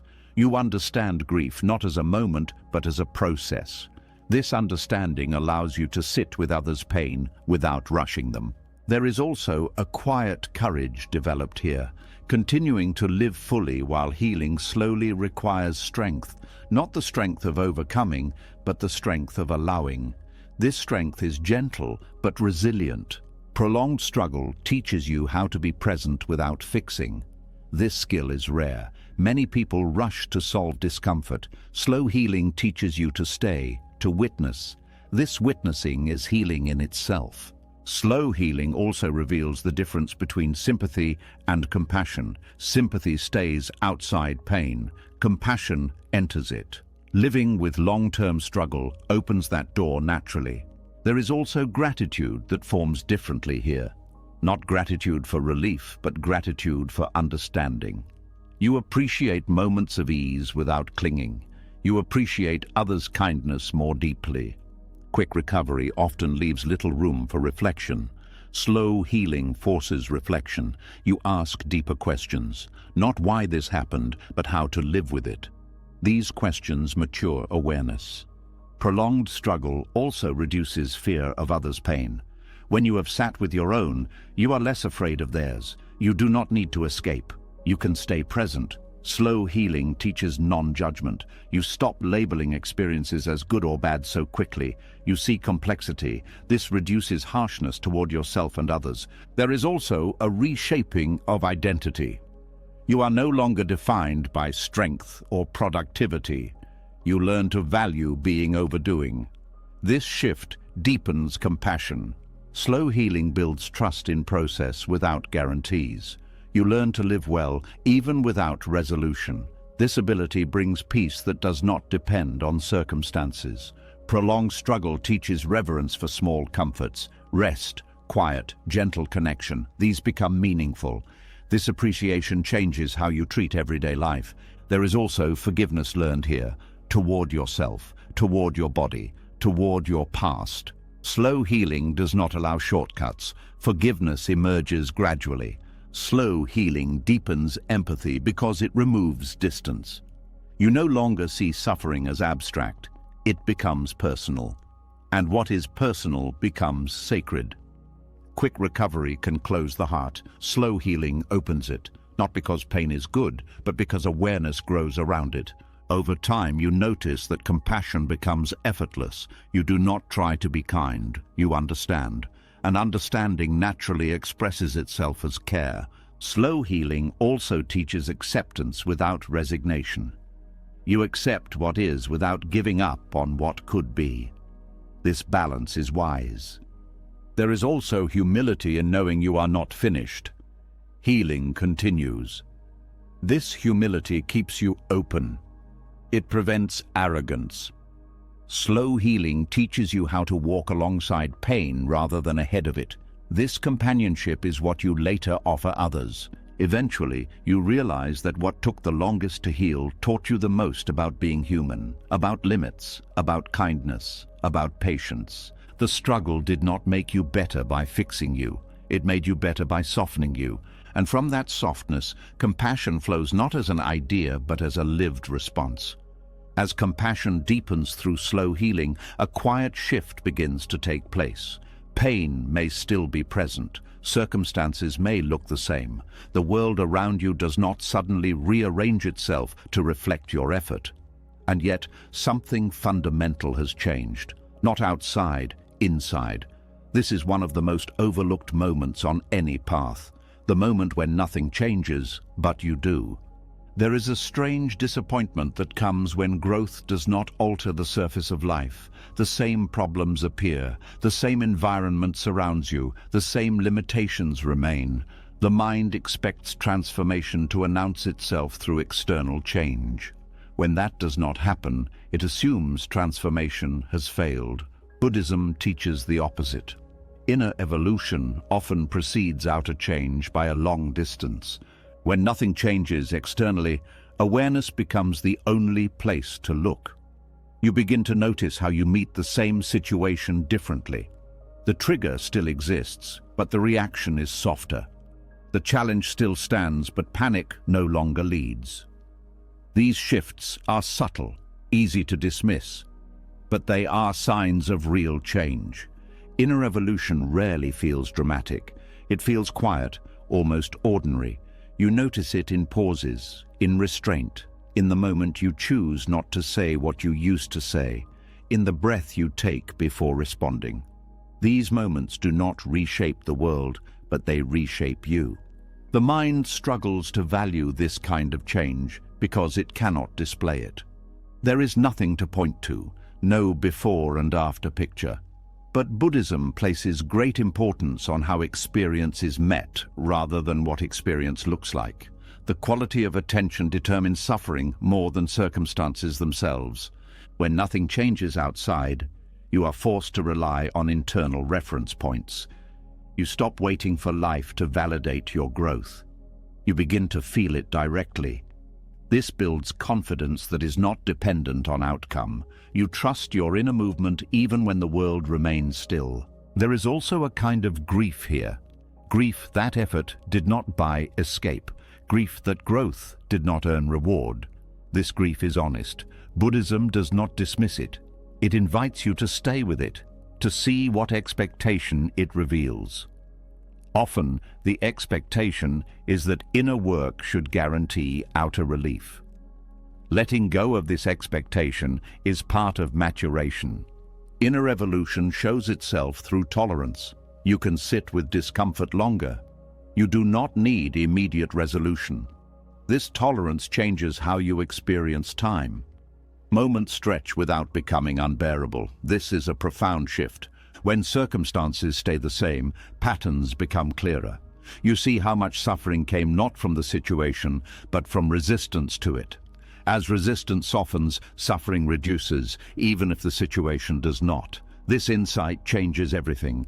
Inner change also reveals itself through choice. Faced with the same option, you choose differently, or you choose the same thing, but with less inner conflict. Either way, the experience changes.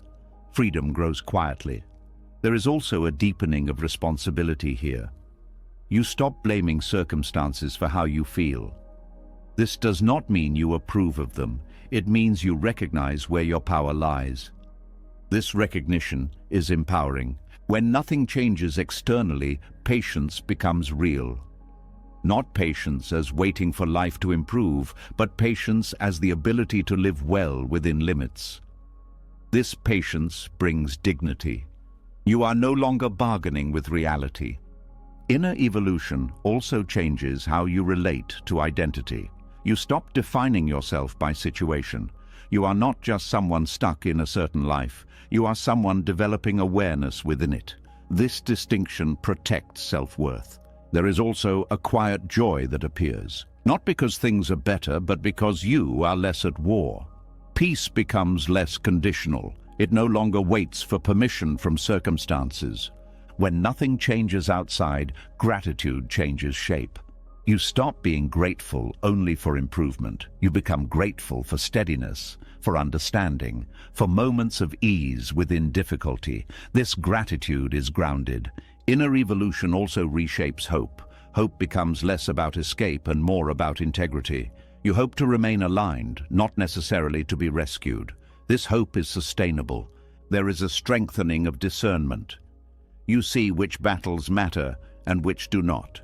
You stop spending energy trying to control what cannot be controlled. This conservation of energy brings clarity. When circumstances remain identical, you may notice less urgency to explain yourself. You do not need others to see your growth. This privacy protects sincerity. You live differently without announcing it. Inner change also appears in how you treat your own mind. You are less harsh, less demanding. You allow yourself to be unfinished. This allowance reduces inner tension. There is also a new relationship with effort. You stop pushing for visible results. You focus on quality of engagement. This focus improves experience even without change. When nothing changes outside, comparison loses power. You stop measuring progress by milestones. You measure it by awareness. This internal metric is kinder and more accurate. Inner evolution also deepens compassion. You recognize that many people are growing invisibly. You stop assuming that unchanged circumstances mean unchanged effort. This softens judgment. There is also resilience built here. You learn that growth does not depend on favorable conditions. You can evolve anywhere. This knowledge brings freedom. When nothing changes externally, wisdom has space to settle. Without distraction, insight integrates. You live it rather than think about it. This embodiment is slow but lasting. Inner change also reduces fear of stagnation. You realize that movement is happening even when it is not visible. This realization restores trust. There is also a shift in how you experience success. Success becomes less about change and more about alignment. You feel successful when you respond wisely, not when life improves. When nothing changes outside, acceptance deepens. Not resignation, but clarity. You see what is. You stop fighting it unnecessarily. This acceptance frees energy. Inner evolution also teaches humility. You see how much remains to learn. This openness keeps growth alive. There is also a subtle strength that forms. You are no longer easily shaken by lack of progress. You know that change is happening where it matters. When nothing changes externally, inner evolution becomes its own reward. You experience less suffering, more steadiness, more clarity. These are not small things. Over time, circumstances may change, or they may not. But you are no longer waiting to live fully. You are already doing so, from the inside out. And this is one of the deepest truths of the path. Life does not need to look different for you to be different within it. And that difference changes everything about how life is lived. When you begin to recognize inner change without outer confirmation, another challenge quietly appears. You start to see how much of your self-worth was tied to becoming finished. Better, clearer, resolved. And when you notice how much of you is still forming, a familiar pressure rises. The urge to fix yourself, to rush completion, to reject what is not yet whole. This is where a deeper discipline is required, not the discipline of improvement, but the discipline of trust. There is a deep habit in the human mind to equate incompleteness with failure. If something is unfinished, it feels wrong. If you are still struggling, it feels unacceptable. This habit forms early. You are praised for results, not for process. You are valued when you appear put together, not when you are still learning. Over time, this conditioning turns inward. You begin to treat yourself as a project that must be completed before it deserves care. Trusting an unfinished self goes against this conditioning. It asks you to stay present with who you are now, not who you plan to become. This is uncomfortable because the unfinished self carries uncertainty. It does not offer a clear identity. It does not promise resolution. And yet, this is the self that is actually alive. The discipline here is subtle. It is not about lowering standards or giving up on growth. It is about refusing to make self-acceptance conditional. You allow yourself to be incomplete without turning that fact into a verdict. This requires restraint, the restraint to not attack yourself for what is still developing. Many people believe self-criticism motivates growth. In reality, it often creates fear. Fear narrows awareness. It makes learning rigid. Trusting an unfinished self creates safety. Safety allows exploration. Exploration allows growth. This sequence is often misunderstood.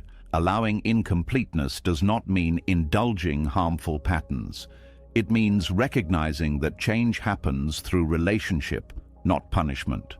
When you relate to yourself with patience, you create the conditions for real transformation.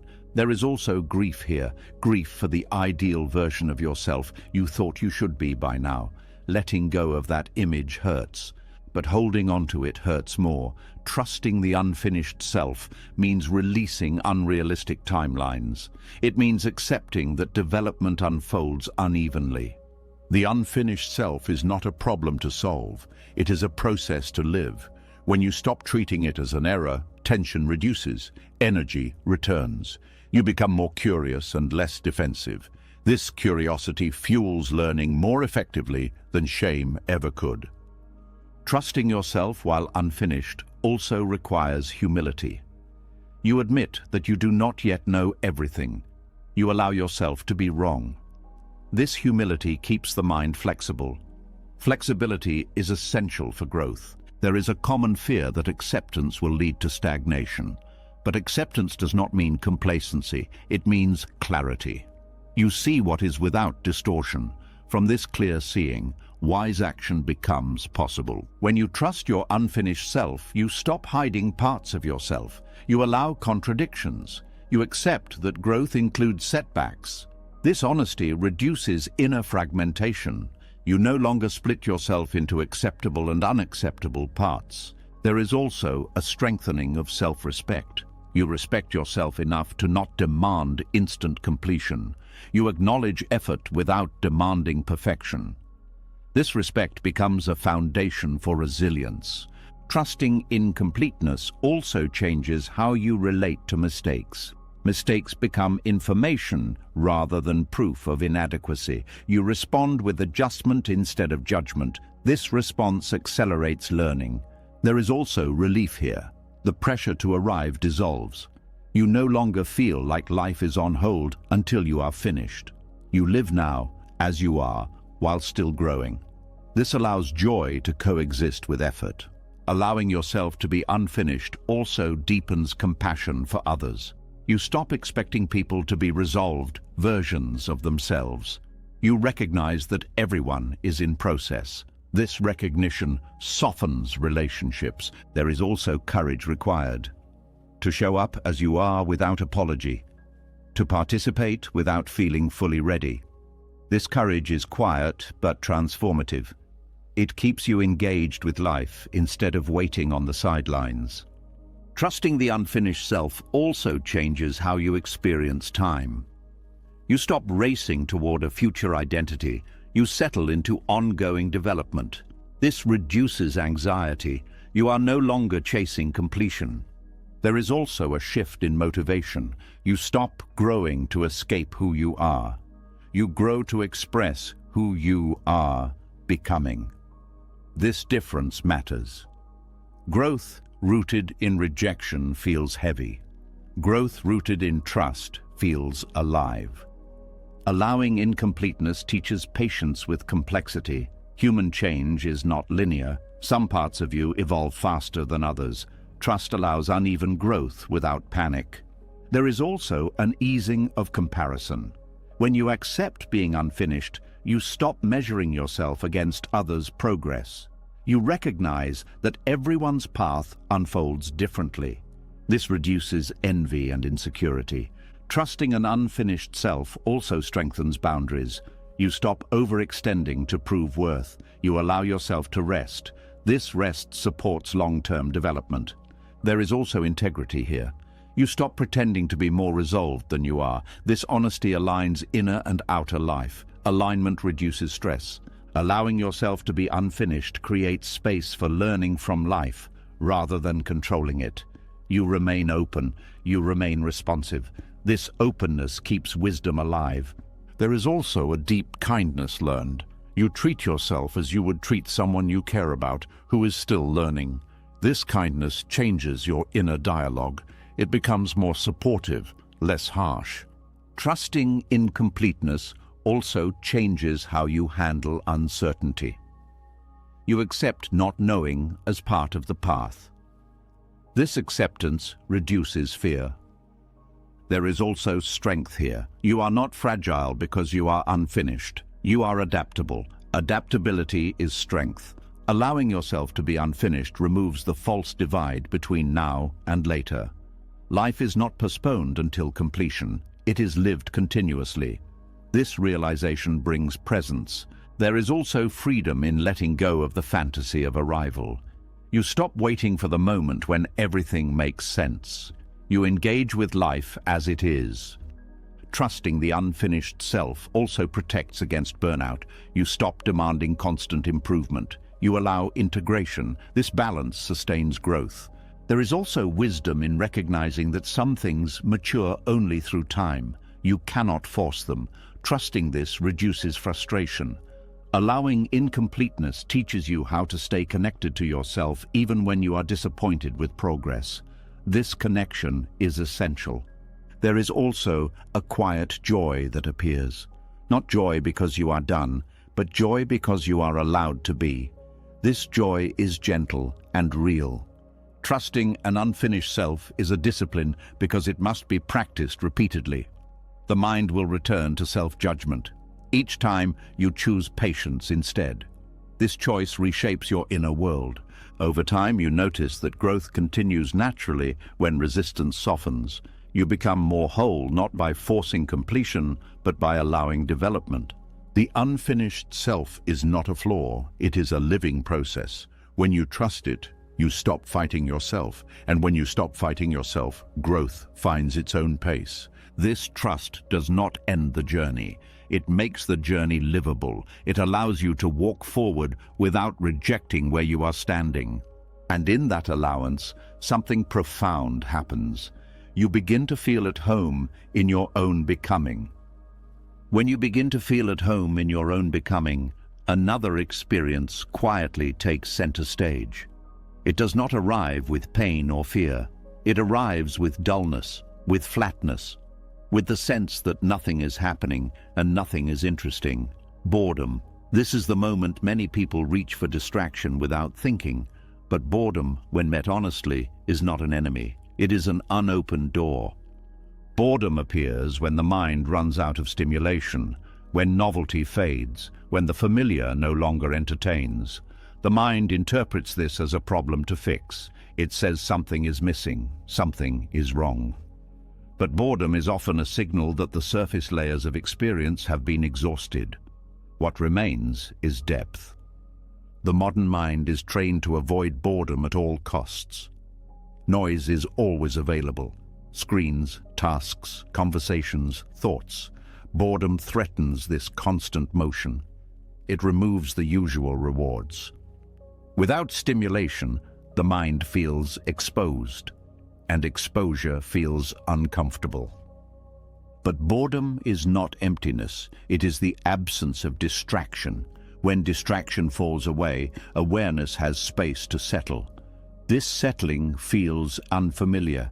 The mind does not know what to do without something to chase, so it labels the moment as boring. In Buddhist understanding, boredom is a threshold.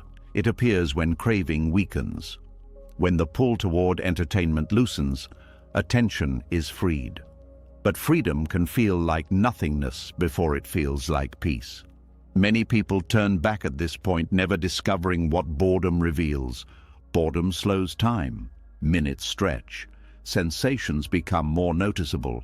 Restlessness rises. This restlessness is not caused by boredom. It is revealed by it. Without stimulation, you feel the urge to escape more clearly. This clarity is valuable. It shows you where attachment lives. When you stay with boredom instead of escaping it, something shifts. Attention drops out of the mind and into the body. You notice breathing, posture, subtle tension. These details were always present, but noise covered them. Boredom removes the cover. There is wisdom here because presence lives in simplicity. When nothing exciting happens, you are left with what is. This is the ground of insight. Insight does not require intensity. It requires honesty. Boredom also dissolves the belief that life must always feel meaningful, to be meaningful. It teaches that value is not dependent on stimulation.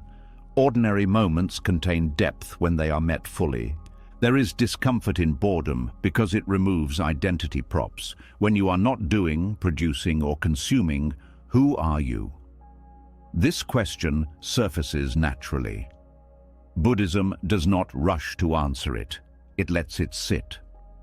Letting the question remain is part of the teaching. Boredom also reveals impatience, the desire for something else, somewhere else, someone else. Watching this desire without obeying it trains restraint. Restraint strengthens attention. There is also creativity hidden here. When the mind stops consuming, it begins to notice connections. Subtle ideas arise, not because you forced them, but because space allowed them. Many insights emerge from boredom, not excitement. Boredom teaches you how dependent you are on stimulation for mood regulation. Without entertainment, emotions surface. Sadness, irritation, loneliness. These emotions were already there. Boredom gives them room. Meeting them builds emotional maturity. When boredom is allowed, the nervous system recalibrates. Constant stimulation keeps it activated. Boredom invites rest. At first, rest feels uncomfortable. Over time, it feels nourishing. There is also humility here. You stop expecting life to entertain you. You accept responsibility for how you meet moments. This acceptance reduces entitlement. It deepens gratitude. Boredom sharpens perception. Without distraction, senses awaken. You notice sounds you ignored, light shifts, small movements. The world becomes more detailed. Presence deepens naturally. There is also patience learned here. Waiting without demand, allowing moments to unfold. This patience reduces anxiety. You stop rushing time. Boredom challenges the idea that excitement equals aliveness. You discover that quiet awareness is also alive, in some ways more alive. There is fear beneath boredom, fear of stillness, fear of self, fear of nothing happening. Staying with boredom gently exposes these fears. Exposure weakens them. Boredom also teaches trust. Trust that meaning does not disappear when stimulation does. Trust that awareness is enough. This trust is subtle but transformative. When boredom is resisted, it grows unpleasant. When it is allowed, it opens. What felt dull becomes spacious. What felt empty becomes receptive. There is also discipline here, the discipline to not immediately escape, to stay, to observe. This discipline builds attention muscles that distraction weakens. Boredom teaches you how to be with yourself without entertainment. This ability is rare. It creates inner companionship. You are no longer afraid of your own company. There is also insight into craving. You see how often desire arises not from need, but from habit. Recognizing this weakens its grip. Boredom reveals the mind's addiction to change. Change feels safe, stillness feels risky, but insight lives in stillness. When boredom deepens, it often transforms into calm, not dramatic calm, a quiet ease. This ease is stable because it does not depend on conditions. There is also compassion learned here. When you know boredom intimately, you understand why others seek distraction. This understanding softens judgment. Boredom teaches the difference between fullness and stimulation. Fullness comes from presence. Stimulation comes from novelty. Presence lasts longer. There is also a reclaiming of time. Boredom returns time to you. You stop filling every moment. Time becomes spacious. This spaciousness allows reflection. Boredom also dismantles the pressure to constantly improve. You rest from becoming. This rest integrates growth. There is wisdom in seeing boredom not as absence, but as invitation. An invitation to notice, to feel, to be. Over time, boredom loses its edge. It becomes a familiar doorway. You recognize it as a signal to slow down, to turn inward. Insight often arrives quietly in these moments, not as answers, but as shifts in perception. You see things differently without knowing why. Boredom teaches that depth is not hidden behind complexity. It is revealed through simplicity. When you stop fearing boredom, you stop fearing stillness. When you stop fearing stillness, presence becomes natural. This presence changes how you live. You are less restless, less driven, more attentive. Boredom no longer feels like wasted time. It feels like unoccupied space. And unoccupied space is where understanding grows. The wisdom hidden in boredom is not flashy. It does not announce itself. It waits patiently for those willing to stay. And when you stay, boredom stops being empty. It becomes quiet ground, a place where awareness rests, where insight emerges, where life reveals itself without needing to entertain you. When boredom softens into presence and restlessness loses its urgency, attention begins to settle on what is actually happening. Not big moments, not dramatic changes, just small movements, small choices, small efforts that once felt too minor to matter. This is where another habit of the mind reveals itself. The habit of dismissing what is small, of overlooking what is quiet, of believing that only big steps count. There is a deep conditioning that teaches you to value effort by its size. Big changes feel worthy, small actions feel embarrassing. You tell yourself that if you cannot do more, you should wait. That partial effort is not real effort. That unless you can give everything, giving something is pointless. This belief quietly stops many paths before they begin. Honoring small steps requires humility. It asks you to bow not to achievement, but to sincerity, to recognize that effort does not need to be impressive to be sacred. This goes against the voice that says you must earn your right to continue by doing more. Small steps are often the only steps available. Energy fluctuates, circumstances limit. Healing takes time. When you wait for ideal conditions, movement stops. When you honor small steps, life continues. There is a tenderness required to respect minimal effort. You must stop measuring worth by output. You must allow yourself to act within your capacity rather than against it. This is not lowering standards. It is aligning standards with reality. Small steps keep you connected. They maintain relationship with the path. Even when momentum is low, a small action keeps the thread unbroken. This continuity matters more than intensity. The mind often says small steps are meaningless, but meaning is cumulative. One small action rarely transforms a life, but repeated small actions reshape direction. Over time, direction determines destination. Honoring minimal effort also protects against self-rejection. When you dismiss small steps, you dismiss yourself. You tell yourself that who you are today is not enough to begin. This creates shame. Shame paralyzes. Respect liberates. In Buddhist practice, a single breath taken with awareness is considered complete practice. Not because it solves everything, but because it honors presence. The value lies in sincerity, not scale. Small steps also build trust. Each time you act within your capacity, you prove to yourself that you can continue. This trust accumulates quietly. It does not shout, it steadies. There is also patience learned here. When progress is small, you must wait without frustration. This waiting trains endurance. It strengthens the ability to stay without rushing.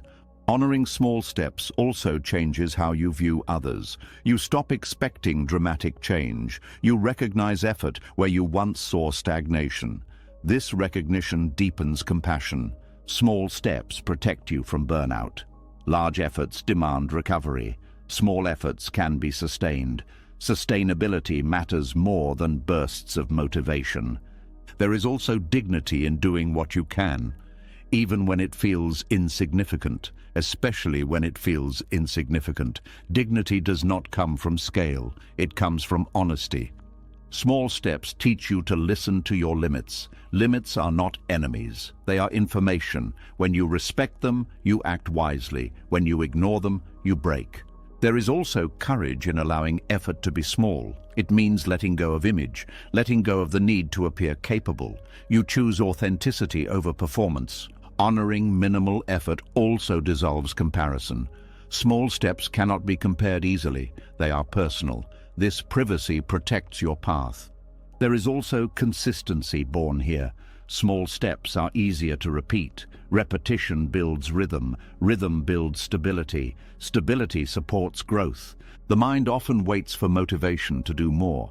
Honoring small steps teaches you to act without waiting. Action creates momentum. Momentum creates capacity. Small steps also invite gratitude. When you notice them, you appreciate progress that once went unseen. Gratitude changes how effort feels. It becomes lighter. There is also learning in small steps. You receive feedback quickly. You adjust. You refine. Large steps often skip this refinement. Honoring small effort teaches you to stay present. You cannot hide behind grand plans. You engage with what is directly in front of you. Small steps also soften fear. Large changes feel threatening. Small changes feel manageable. This manageability keeps you moving. There is also faith here. Faith that something small matters. Faith that you matter even when you are not doing much. This faith heals self-worth. Small steps keep the door open. They prevent total withdrawal. Even when you feel lost, One small action keeps you engaged with life. There is also wisdom in recognizing seasons. Some seasons are for leaps, others are for inches. Honoring small steps respects seasonality. Small steps also train attention. You notice details. You refine intention. This attention deepens quality. There is also resilience built here. When you learn to value small effort, setbacks feel less catastrophic. You know you can begin again gently. Honoring minimal effort challenges perfectionism. Perfectionism demands all or nothing. Small steps live in between. They weaken extremes. There is also kindness here. You treat yourself as someone worth encouraging, not someone to punish into improvement. Small steps teach you that progress is not always visible, but visibility is not the measure of truth. There is also freedom in releasing the demand to do more than you can. You stop fighting yourself. Energy returns. Honoring small steps also prepares you for larger ones. Capacity grows naturally when it is respected. There is also a quiet reverence here. Each small action becomes an offering, not to outcome, but to presence. Small steps remind you that life is lived moment by moment. You cannot skip moments. You can only meet them.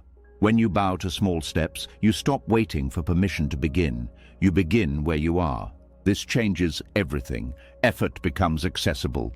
Growth becomes humane. The path becomes walkable. And slowly, without forcing, small steps gather, not into something dramatic, but into something real, a life lived with care, one honest movement at a time. When you learn to bow to small steps, movement becomes gentle and honest. You stop forcing progress and begin to respect pace. But this shift introduces a new confusion. From the outside, your life may look quiet, less busy, less reactive, less visibly productive, and the mind begins to whisper a dangerous question. Have you become still, or have you stopped moving altogether? This is where many people turn against themselves without realizing it. Stillness and stagnation look similar on the surface. Both lack obvious motion. Both lack dramatic change. But internally, they are opposites. One is alive, the other is frozen.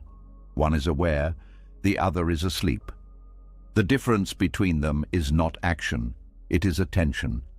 Stagnation happens when awareness shuts down, when life feels repetitive and the mind disengages.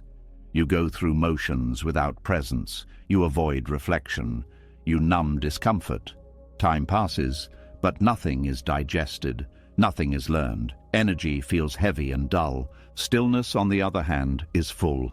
It is receptive, it is alert. Even when the body is quiet and circumstances remain unchanged, awareness is active. You are noticing, feeling, understanding. This inner activity does not always produce visible results, but it produces clarity. The mind often confuses the two because it measures progress by speed. If you are not moving fast, it assumes you are stuck. But speed has nothing to do with awareness. You can move quickly and be completely stagnant.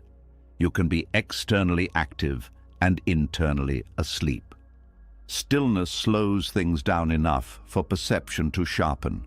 You notice thoughts instead of being carried by them. You notice habits instead of repeating them blindly. This noticing is movement at a deeper level. It changes direction even when pace is slow. Stagnation avoids discomfort. Stillness meets it. When something feels unresolved, stagnation distracts. Stillness stays. This staying allows integration. Integration is progress that does not announce itself. Awareness transforms immobility into progress because awareness metabolizes experience. Without awareness, experience piles up undigested. With awareness, even repetition teaches, even silence informs. In stillness, emotions are allowed to move internally. You feel what you feel without acting it out. This internal movement prevents stagnation. You are processing rather than suppressing. Stagnation feels flat. Stillness feels spacious. One contracts, the other opens. This difference is subtle but unmistakable once recognized. The mind often fears stillness because it cannot control it. Stillness removes the illusion of productivity. It reveals whether you are present or just busy. This exposure makes the mind uncomfortable. Stillness also interrupts identity. When you are not doing, you are not reinforcing who you think you are. This can feel like disappearing. But what actually disappears is unnecessary tension. Stagnation reinforces identity. You become attached to being stuck. You repeat the same stories. Stillness loosens identity. You are less defined by narrative and more by awareness. Awareness brings curiosity. Even in quiet moments, curiosity keeps the mind alive. You ask different questions. You notice new angles. Stagnation lacks curiosity. Everything feels already known. Stillness invites listening. You listen to your body, your breath, your subtle reactions. This listening reveals needs and limits. Stagnation ignores signals until they become problems. There is also an emotional difference. Stillness often carries a quiet peace beneath discomfort. Stagnation carries resentment, a sense of being trapped. These emotional tones matter. Stillness does not rush to escape boredom. It allows boredom to unfold. As you learned earlier, boredom opens depth. Stagnation uses boredom as proof that life is meaningless. Awareness also keeps values alive. Even when circumstances do not change, you act with intention. You choose restraint. You choose kindness. These choices are movement. Stagnation dulls values. You stop caring. You stop choosing. Life feels automatic. This dullness is not rest. It is withdrawal. Stillness allows rest without collapse. You rest while remaining engaged. This balance replenishes energy. Stagnation drains energy because it resists engagement. Awareness also prevents decay. Without awareness, habits harden. With awareness, habits remain flexible. Flexibility is a sign of life. Stillness sharpens sensitivity. You notice when something is no longer working. This noticing allows adjustment. Stagnation resists adjustment because it avoids noticing. There is also a temporal difference. Stillness feels timeless. You are present. Stagnation feels like time dragging. You are waiting for something to end. Awareness transforms immobility by keeping learning alive. Even without new input, insight deepens. You see patterns, you recognize causes. This recognition changes future responses. Stillness also supports ethical clarity. You pause before acting. This pause prevents harm. It allows wiser choices. Stagnation acts out of habit. The mind often demands visible proof of progress. Stillness offers internal proof. Less reactivity, more patience, more discernment. These are subtle but powerful. Stagnation often includes self-judgment. You label yourself as lazy or broken. Stillness includes self-observation without condemnation. This difference is crucial. Awareness also keeps compassion flowing. You remain sensitive to others. You are not shut down. Stagnation isolates. Stillness connects. Stillness is not passive. It is receptive. It receives experience fully. This reception changes you. Stagnation resists experience. It numbs, it avoids. This resistance creates suffering. Awareness transforms immobility into progress by allowing inner shifts. These shifts may not change circumstances immediately, but they change how you meet them. Stillness also prepares you for movement. When the time comes to act, clarity is present. Stagnation leads to impulsive or delayed action. The difference becomes clearer with practice. You learn to feel it. You trust the quality of awareness rather than the quantity of action. Stillness teaches you that progress is not always outward. Sometimes it is the removal of confusion, the softening of resistance, the easing of fear. Stagnation keeps confusion intact. Stillness dissolves it gradually. Awareness also brings honesty. You see when stillness turns into avoidance. This honesty prevents stagnation from hiding. Stillness includes choice. Even if you do not move, you are choosing to be present. This choice is active. Stagnation includes resignation. You feel you have no choice. This feeling is a sign to reawaken awareness. Awareness restores agency. You may not control outcomes, but you control attention. Attention directs growth. Stillness also honors cycles. There are times for rest, for incubation. Recognizing these times prevents unnecessary self-attack. Stagnation ignores cycles.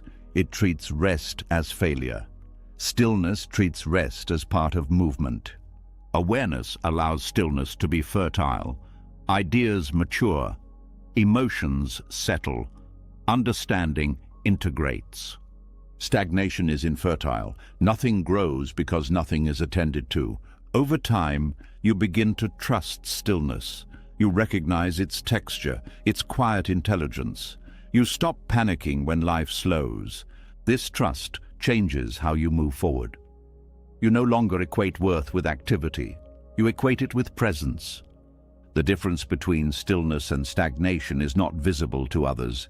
It is known internally. You feel alive or you feel shut down. Awareness keeps life alive even when it is quiet. It turns pauses into preparation, silence into learning. And when you learn to recognize this difference, you stop abandoning yourself during slow seasons. You remain present. You remain engaged. What once felt like doing nothing reveals itself as doing something essential, becoming aware, becoming clear, becoming ready. Stillness held with awareness is not the absence of progress. It is progress refining itself. When you begin to trust stillness and recognize it as alive rather than empty, another habit of the mind comes into focus. A habit so familiar it often goes unnoticed. The habit of rushing, the pressure to arrive. The quiet belief that if you move faster, you will finally understand. This belief feels harmless, even responsible, but it carries a hidden cost. Urgency does not bring awakening closer. It pushes it further away. Rushing is born from discomfort with the present moment. Something feels incomplete, unresolved, or unclear, and the mind wants relief. It imagines a future moment where everything will make sense, where peace will arrive, where effort will pay off. This imagined future becomes a destination, and the present becomes an obstacle to escape. Urgency fractures attention because it divides awareness. Part of you is here, but most of you is leaning forward. You are listening, but already planning the next step. You are practicing, but already measuring results. Attention becomes thin, and awakening, which depends on full presence, cannot take root in divided ground. The mind believes that speed equals progress, that faster understanding is better understanding, but understanding does not work like information. It is not accumulated, it is revealed, and revelation requires stillness, patience, and sustained attention.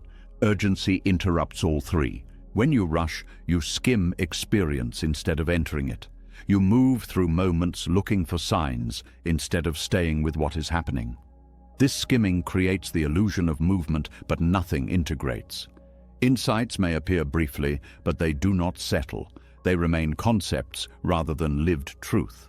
Urgency also tightens the nervous system. The body prepares for threat when it feels rushed. Muscles tense, breath shortens, perception narrows. In this state, awareness contracts. Awakening requires openness. Urgency produces the opposite. There is also fear beneath rushing, fear of wasting time, fear of falling behind, fear that if you do not hurry, something important will be missed. Buddhism teaches that this fear is rooted in misunderstanding. Nothing essential can be missed when you are present. Presence reveals what matters. Rushing creates a subtle violence toward experience. You are not allowing moments to unfold naturally. You are forcing meaning from them. This force distorts perception. You see what you expect instead of what is. Awakening is not an event you reach. It is a clarity that emerges when resistance drops. Urgency is resistance disguised as effort. It resists uncertainty. It resists not knowing. It resists waiting. This resistance delays realization. When urgency is present, practice becomes goal-driven. You meditate to feel calm. You reflect to gain insight. You act kindly to become better. These motivations are understandable, but they keep attention future-focused. The present becomes a means rather than the ground. Urgency also creates comparison. You measure your progress against others, against ideals, against imagined timelines. Comparison scatters attention. Instead of noticing your own experience, you monitor your position.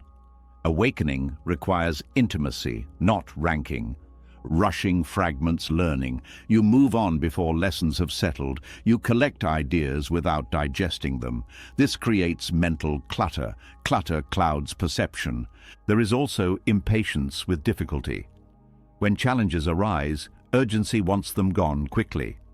But difficulty often carries insight. Rushing past it skips understanding. The lesson returns later, often louder. Urgency feeds restlessness. Even when nothing is wrong, something feels off. This restlessness keeps the mind busy. Busy minds rarely see clearly. Buddhism emphasizes right effort, not excessive effort. Right effort is balanced. It is attentive without strain. Urgency strains. Strain narrows awareness. When you rush, you also rush others. You lose patience. You interrupt. You listen less deeply. This damages connection. Awakening is relational. It unfolds through how you meet life, including people. Urgency also distorts values. You begin to value outcomes over integrity, speed over care, efficiency over understanding. This distortion moves you away from wisdom. There is a paradox here. The more urgently you seek awakening, the more elusive it becomes. Because awakening is not something you acquire, it is something you stop blocking. Urgency blocks. Rushing creates mental noise. Thoughts multiply, questions stack, analysis intensifies, silence recedes. As you learned earlier, silence is fertile ground. Urgency uproots it. There is also exhaustion that comes from rushing. The mind cannot sustain constant forward pressure. Fatigue dulls awareness. You may continue moving, but presence fades. Urgency makes you distrust the moment. You treat now as insufficient. This distrust erodes peace. Peace is not found later. It is found in how you relate to now. Awakening requires patience, not because it takes time, but because patience allows depth. Without patience, depth cannot be entered. Everything remains surface. When urgency softens, something surprising happens. Time feels different. You are not waiting for the next moment. You are living this one. Attention gathers, experience deepens. Slowness allows integration. Feelings are felt fully. Insights sink into behavior. Choices become wiser. This integration is awakening in motion. Urgency also creates spiritual ambition. You want to be more aware, more evolved, more peaceful. This ambition reinforces the self you are trying to see through. Awakening loosens self-centered striving. Rushing postpones realization by keeping attention outside of itself. You are always reaching. Awakening happens when reaching stops. There is also fear of stillness beneath urgency. Stillness feels like nothing is happening, but stillness is where clarity arises. Urgency avoids stillness to avoid uncertainty. When you slow down, you notice subtleties, tiny shifts in thought, small emotional reactions. These subtleties are where insight lives. Urgency misses them. Urgency also undermines trust. You do not trust the process. You do not trust yourself to unfold naturally. This mistrust creates tension.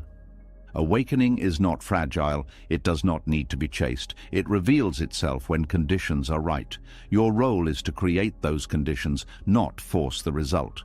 Letting go of urgency feels risky at first. You worry you will lose momentum, but what you lose is agitation. What you gain is clarity. When urgency drops, effort becomes simpler. You do what is needed without drama. You stop overthinking. This simplicity supports realization. Urgency also keeps you focused on milestones. Awakening has no milestones. It is not marked by events. It is recognized by ease, clarity, and compassion.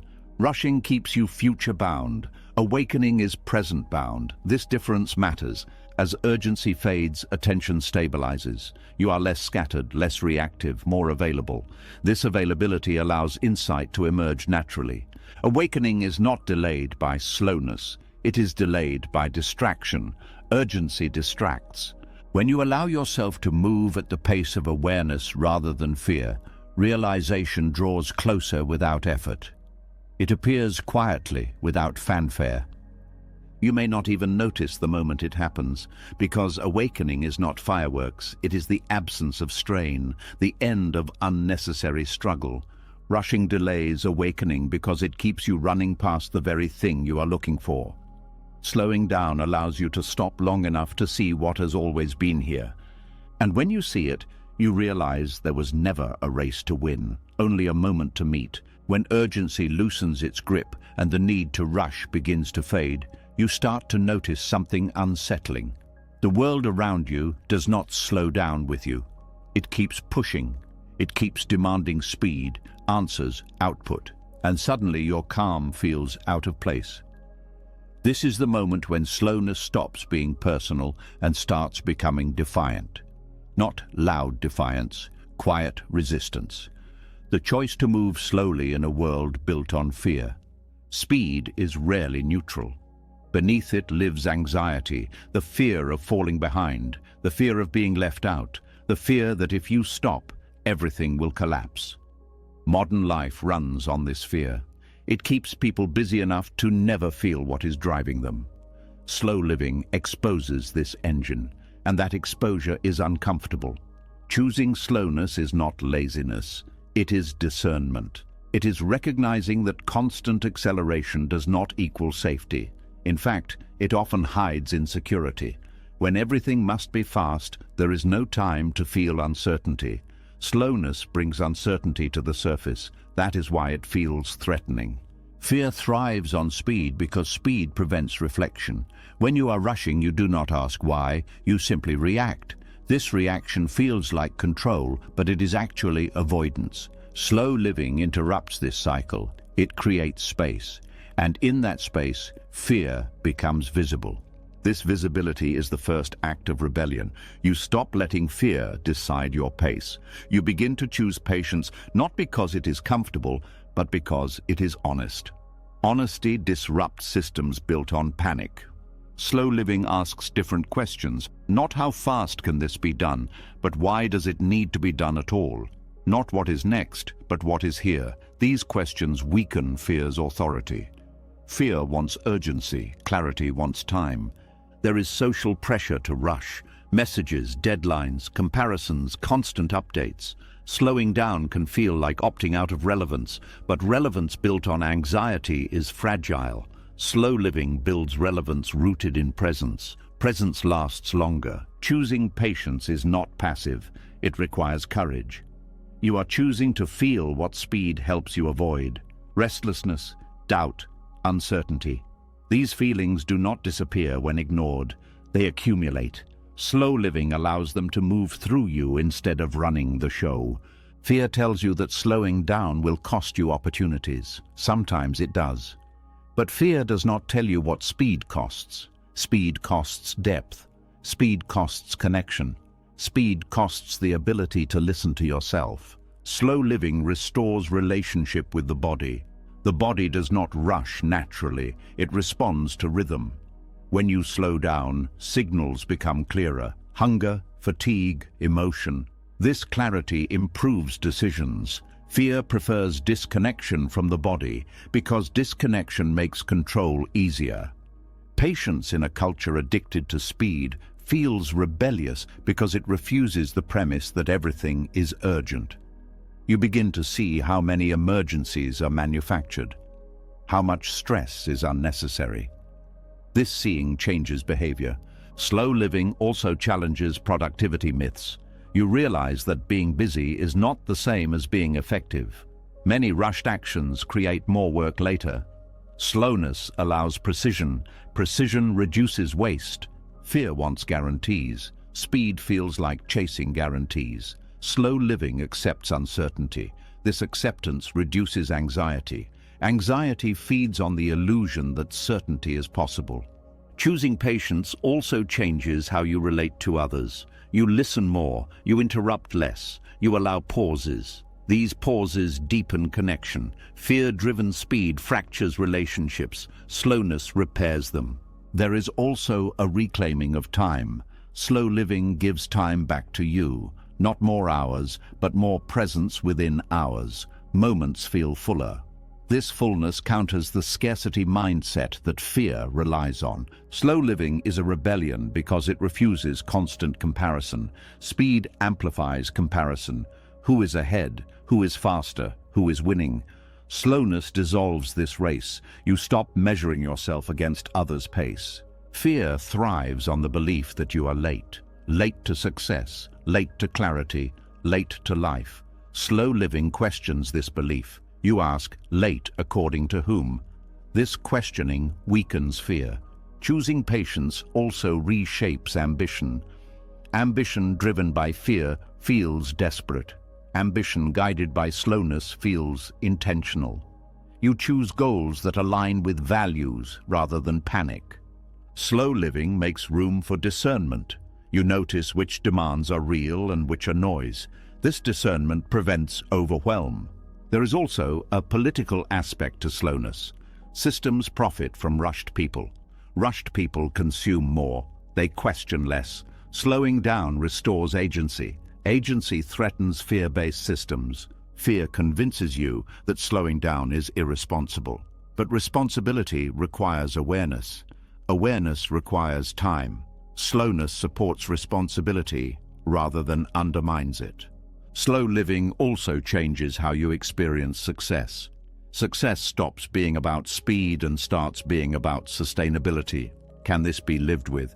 Can this be maintained? Fear ignores sustainability. Slowness honors it. Patience allows integration. Lessons settle. Emotions process. Wisdom matures.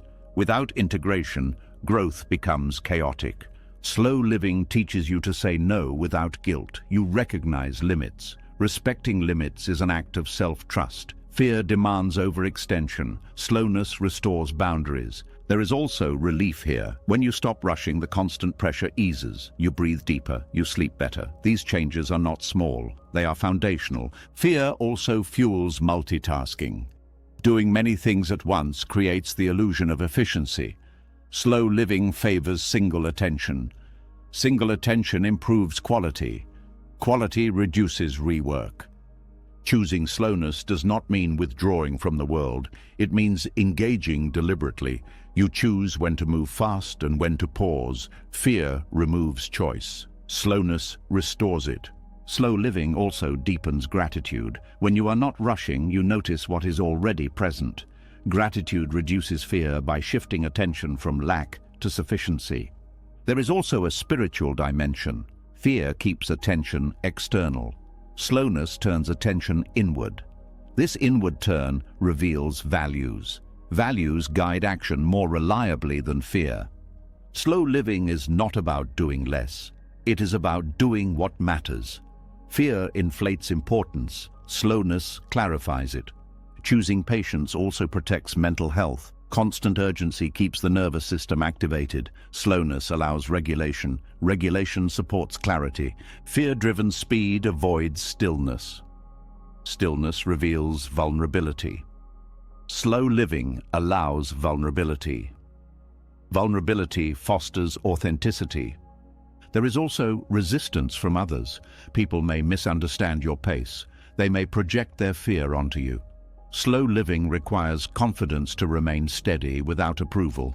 Slow living also changes your relationship with mistakes. You have time to notice them early. You adjust gently. Speed often turns small errors into big ones. Choosing patience helps you distinguish between pressure and purpose. Pressure demands immediate action. Purpose invites considered response. Slow living creates space for meaning. Meaning cannot be rushed. It unfolds through engagement. Fear wants shortcuts. Slowness respects process. Respecting process leads to deeper satisfaction. There is also joy in slowness, not excitement, but contentment. Contentment undermines fear's narrative that you are always lacking. Slow living teaches you that safety does not come from speed. It comes from presence. Presence allows wise response. Choosing patience in an anxious culture is not easy. It requires repeated choice. Each time you slow down, you resist fear's script. Over time, this resistance becomes natural. You stop feeling rebellious. You feel grounded. Slow living becomes your default, not as avoidance, but as alignment. You move when movement is true. You pause when pause is needed. Fear loses its grip not because you fought it, but because you stopped feeding it. And in this quieter rhythm, life becomes less about keeping up and more about being here. Slowness reveals that peace was never hiding in the future. It was waiting for you to stop running long enough to notice it. When slowness becomes a way of living rather than a reaction, another shift quietly happens. The excitement that once carried you forward begins to fade. The sense of meaning that once felt obvious grows distant. You are no longer rushing, but you are also no longer inspired. This is where many people assume the path has ended. In truth, this is where it finally becomes real. Motivation is emotional energy. It rises when something feels new, hopeful, or rewarding. It fades when effort becomes ordinary. This fading is not a problem. It is a signal. The signal that you are no longer being carried by feeling alone. The mind often panics here because it was taught that desire must come before action. Buddhism teaches the opposite. At a certain point, action comes before desire. When motivation disappears, discipline steps forward. Not discipline as punishment or force, but discipline as relationship. A steady commitment to showing up regardless of mood. This commitment is not dramatic. It does not feel powerful. It feels plain. And that plainness is exactly why it works. Inspiration depends on conditions. Discipline depends on values. When conditions change, inspiration leaves. When values are clear, discipline remains. Spiritual maturity begins when values guide action more than feelings do. There is disappointment when motivation fades. You may grieve the loss of excitement. You may wonder if something is wrong with you. This grief is natural. It marks the end of a phase where effort was fueled by emotion. What replaces it is quieter, but stronger. Discipline without motivation feels uncomfortable because it removes emotional reward. You do not feel uplifted for doing the right thing, you simply do it. This reveals sincerity. Are you walking this path for how it makes you feel, or because it reflects who you are becoming? Trusting the path when motivation disappears requires patience. You must continue without internal applause. The mind may complain. It may say this is pointless. But discipline does not argue. It acts gently, repeatedly. There is a misconception that discipline is rigid. In reality, true discipline is adaptive. It listens to limits. It adjusts pace. It does not abandon the path, but it does change how it walks. When motivation is gone, discipline simplifies practice. You stop trying to do everything. You focus on what is essential. This simplicity protects against burnout. Discipline also builds trust in yourself. Each time you show up without wanting to, you prove that your commitment is deeper than mood. This trust is grounding. You no longer fear emotional fluctuation. There is also freedom here. Motivation can be intoxicating, but it is unstable.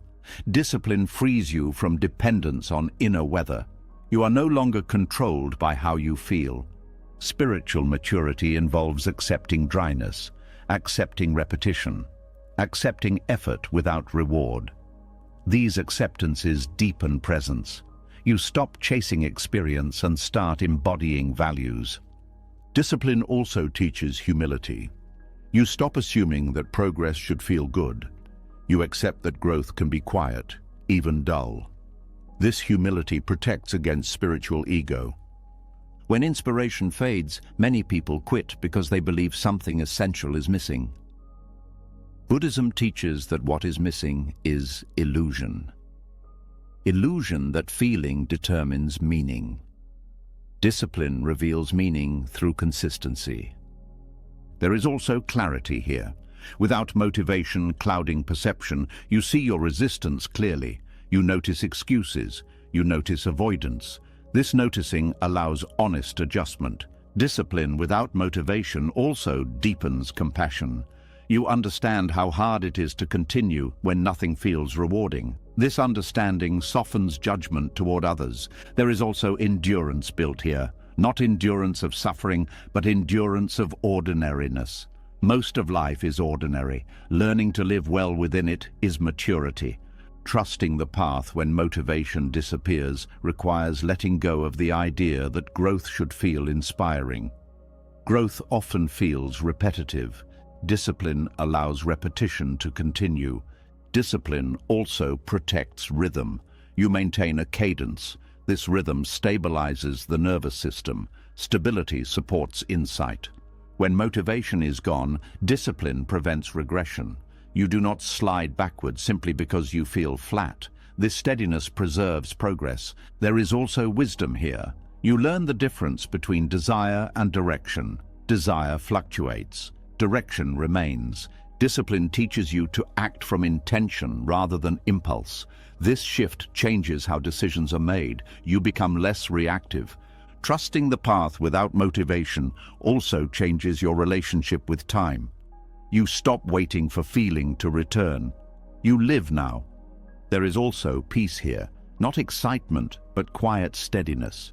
You are no longer negotiating with yourself constantly. Discipline does not eliminate doubt. It coexists with it. You act while unsure. This is maturity. When motivation disappears, discipline reveals whether the path is integrated into your life or dependent on special states. Integration lasts. There is also dignity in continuing without inspiration. You are not performing spirituality. You are living it.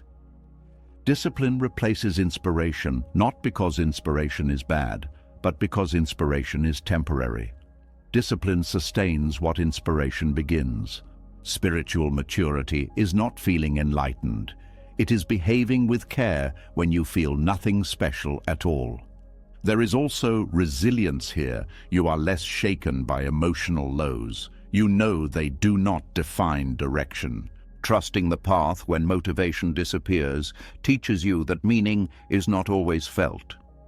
Sometimes it is enacted.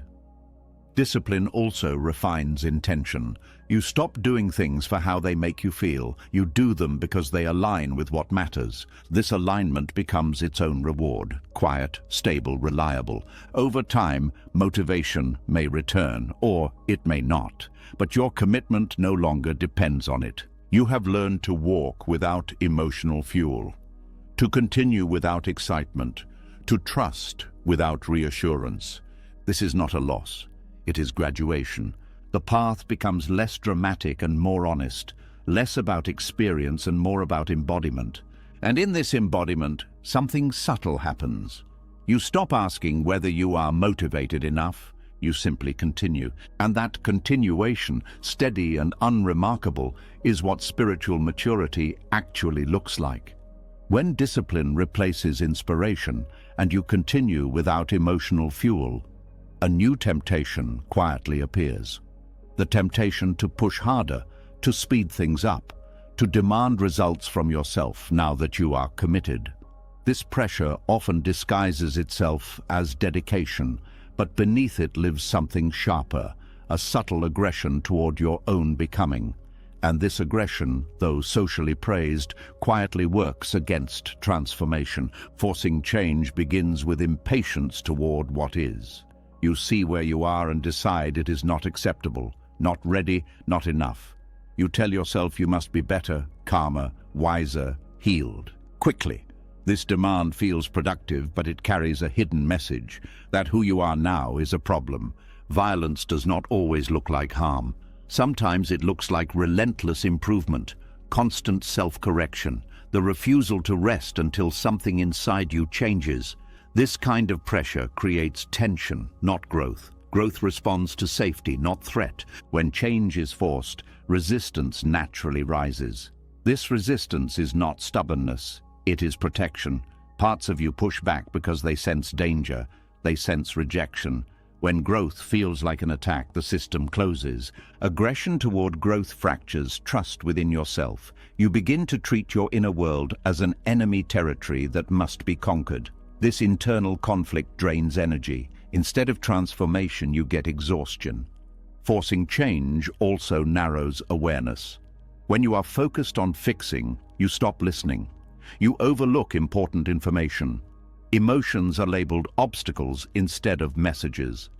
This blindness delays insight. There is also fear beneath forced change. Fear that if you do not push, nothing will happen. Fear that patience is laziness. Fear that softness equals failure. Buddhism teaches that fear-driven effort lacks wisdom. It acts without understanding. When change is forced, the mind uses harsh language. Should, must. Why can't you? This language creates shame. Shame constricts attention. Constricted attention cannot learn. Transformation requires curiosity. Aggression kills curiosity. You are too busy correcting to understand, too busy judging to feel.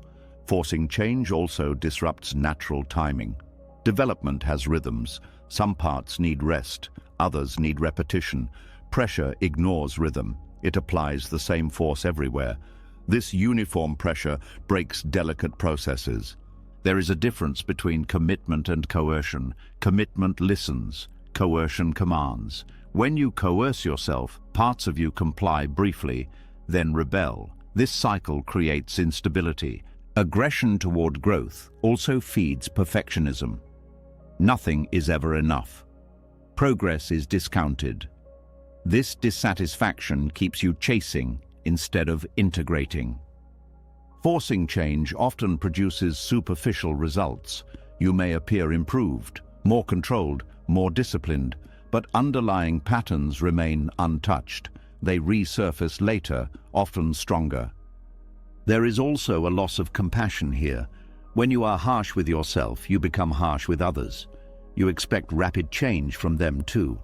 This damages connection.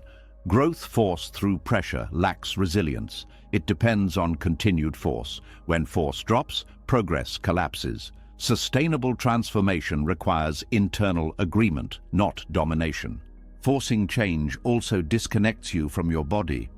You override signals. You push through fatigue. You ignore discomfort. This disconnection leads to imbalance. Buddhist practice emphasizes right effort. Right effort is gentle. It is firm without being violent. It respects limits. It responds to conditions. Aggression toward growth creates inner fragmentation. Some parts of you want change, others want safety. Instead of dialogue, you impose authority. This silences important voices. When parts are silenced, they do not disappear. They go underground. They influence behavior indirectly. This creates confusion. Forcing change also undermines trust in process. You do not believe that growth will happen unless you control it. This mistrust creates constant tension. There is also grief hidden here. Grief for how long things are taking. Grief for how imperfect you feel. Aggression often masks this grief. Softening reveals it. Transformation requires allowing grief. Forcing skips grief. Skipped grief returns as resistance. Aggressive self-improvement treats symptoms, not causes. It changes behavior without addressing meaning. This leads to relapse. Forcing change also creates fear of failure. If effort is harsh, mistakes feel dangerous. Fear reduces experimentation. Without experimentation, learning stops. There is also spiritual bypassing here.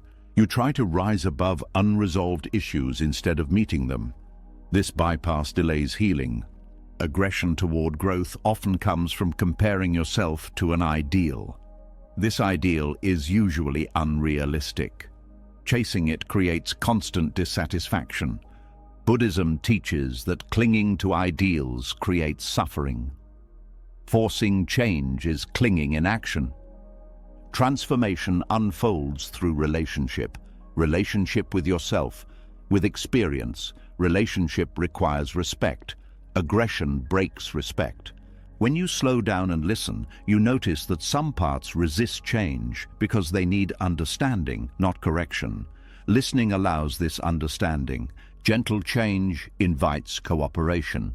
When parts feel seen, they soften. This softening allows movement. Forcing change also ignores the wisdom of gradual unfolding. Some insights must ripen. Pressure harvests them too early. There is also exhaustion that comes from constant self-pressure. Exhaustion dulls awareness. Dull awareness cannot transform. Aggression toward growth often confuses intensity with sincerity. Intensity looks impressive. Sincerity looks ordinary, but sincerity lasts. Transformation is not a war. There is nothing to defeat. There is only understanding to deepen. When you stop forcing, you create space. In this space, awareness returns. Awareness reveals next steps naturally. Gentle effort builds trust. Trust allows risk. Risk allows change. Forcing creates compliance. Allowing creates participation. Participation is transformative. There is also forgiveness required. Forgiveness for slowness. Forgiveness for imperfection. Forgiveness for being human. Aggression toward growth refuses forgiveness. It demands constant improvement. This demand is unsustainable. Transformation happens when resistance is met with curiosity instead of force.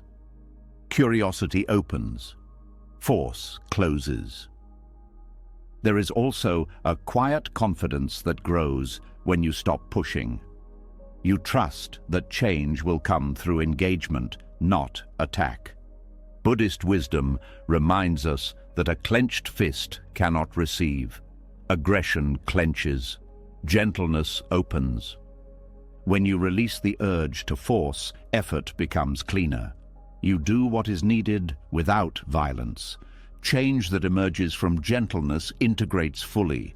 It does not need constant maintenance. Aggressive change creates tension. Integrated change creates ease. The path does not respond to force. It responds to presence. When you allow growth rather than impose it, resistance dissolves naturally. What was blocked begins to move. Transformation then feels less like becoming someone else and more like returning to yourself. And in that return, you realize that nothing ever needed to be forced. It needed to be understood. When the urge to force change softens and you stop treating growth like a battle, another belief quietly comes into question. The belief that struggle means something went wrong. That difficulty is a sign of failure. That if the path were correct, it would be cleaner, easier, lighter. This belief is deeply rooted, and it creates unnecessary shame. Buddhism offers a different image. Growth does not happen despite the mud. It happens because of it. Struggle is often treated as a mistake, something to escape, something to fix quickly. When life becomes heavy, the mind asks what you did wrong, why this happened, why it is taking so long. This questioning assumes that ease is the natural state and difficulty is an interruption. But many of the most meaningful transformations arise precisely within conditions that are uncomfortable. The lotus does not apologize for the mud because the mud is not a detour. It is the environment that makes blooming possible. Without the density, the pressure, the darkness, there is no structure for growth. In the same way, human struggle provides resistance that shapes depth, strength, and understanding. When you frame struggle as a flaw, you turn against your own experience. You try to rise above it too quickly. You disown parts of your journey. This rejection creates fragmentation. You split your life into acceptable and unacceptable chapters. Buddhism invites integration instead. Struggle provides context. It gives meaning to qualities that could not develop otherwise. Patience only forms when waiting is required. Compassion deepens when pain is known. Clarity sharpens when confusion has been lived. These qualities are not abstract ideas. They are responses shaped by experience. There is a tendency to compare your inner life to imagined ideals. You think you should be calmer by now, more healed, more stable. When reality does not match this image, shame appears. Shame says the mud is your fault. Buddhism dissolves this shame by reminding you that difficulty is not a personal defect. It is part of the terrain. Struggle also slows you down, and as you have learned, slowness reveals things speed hides. Without struggle, many truths remain superficial. Comfort does not challenge assumptions. Difficulty does. The mud is where roots form. Roots are invisible. They do not look impressive, but they determine how well something stands. Struggle strengthens these unseen structures. When growth is tested early, it becomes resilient later. Reframing struggle also changes how you relate to others. When you stop seeing your own difficulties as failures, you stop seeing others' difficulties as weaknesses. Judgment softens, empathy grows. You recognize shared humanity instead of ranking experiences. Struggle also teaches honesty. When things are hard, pretending becomes exhausting. Masks fall away. You meet yourself more directly. This meeting can be uncomfortable, but it is authentic. Authenticity is the ground of wisdom. There is also humility learned through struggle. You realize how little control you have. This humility reduces arrogance. It makes you more open to learning. Open minds grow. Many people try to leap over struggle using positivity, productivity, or spirituality, but bypassing mud does not remove it. It only delays encounter. Delayed encounters are often more painful. Struggle asks you to stay, to feel, to listen. These are not passive acts. They require courage. Courage not to escape discomfort prematurely. When you stop apologizing for your mud, you stop explaining yourself. You stop justifying why things are hard. You accept the season you are in. Acceptance brings relief. Struggle also clarifies values. When things are easy, values remain theoretical. When things are hard, you see what truly matters. Choices become clearer. The mud also protects growth. Fragile beginnings cannot survive exposure. Difficulty shields development from premature display. This protection allows authenticity to form. There is also creativity born from struggle. When familiar paths are blocked, new ways emerge. Necessity sharpens ingenuity. Without constraint, creativity often remains shallow.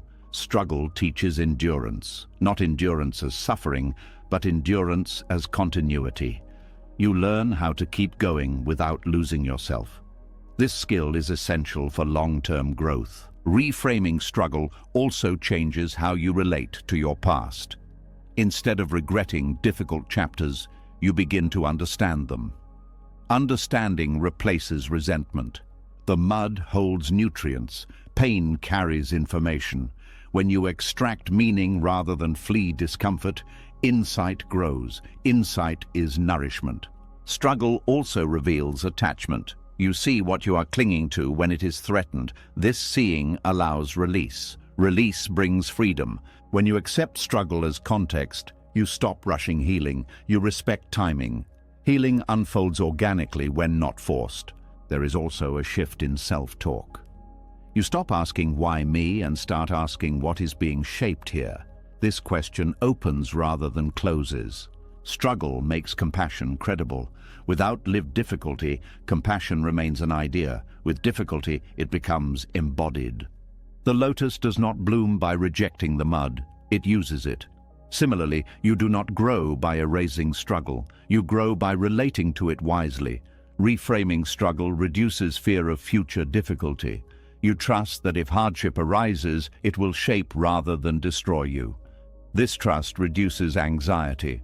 There is also dignity in struggle, not romanticizing pain, but honoring effort within it. You acknowledge your resilience without glorifying suffering. Struggle teaches patience with imperfection. You realize that growth is uneven.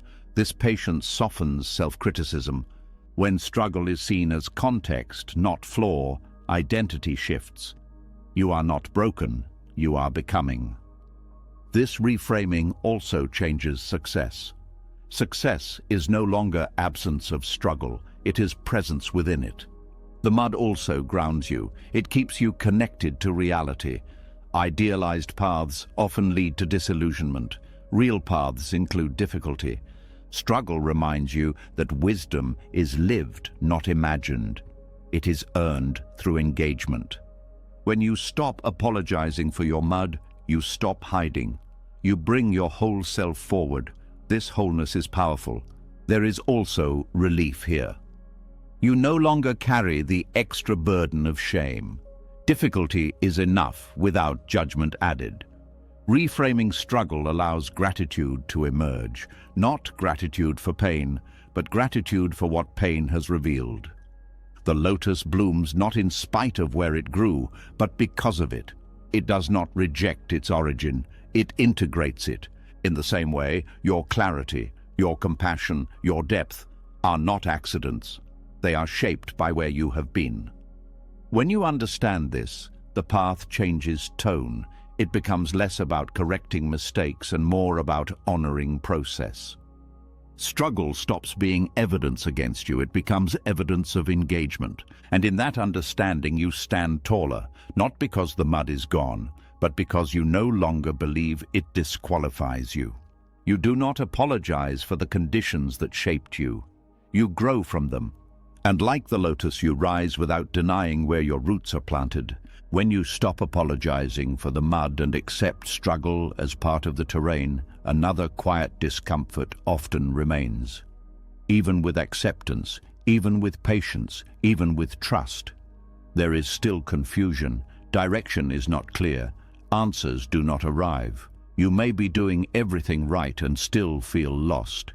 This is the moment where many people turn back, not because the path is wrong, but because they believe certainty should come before movement.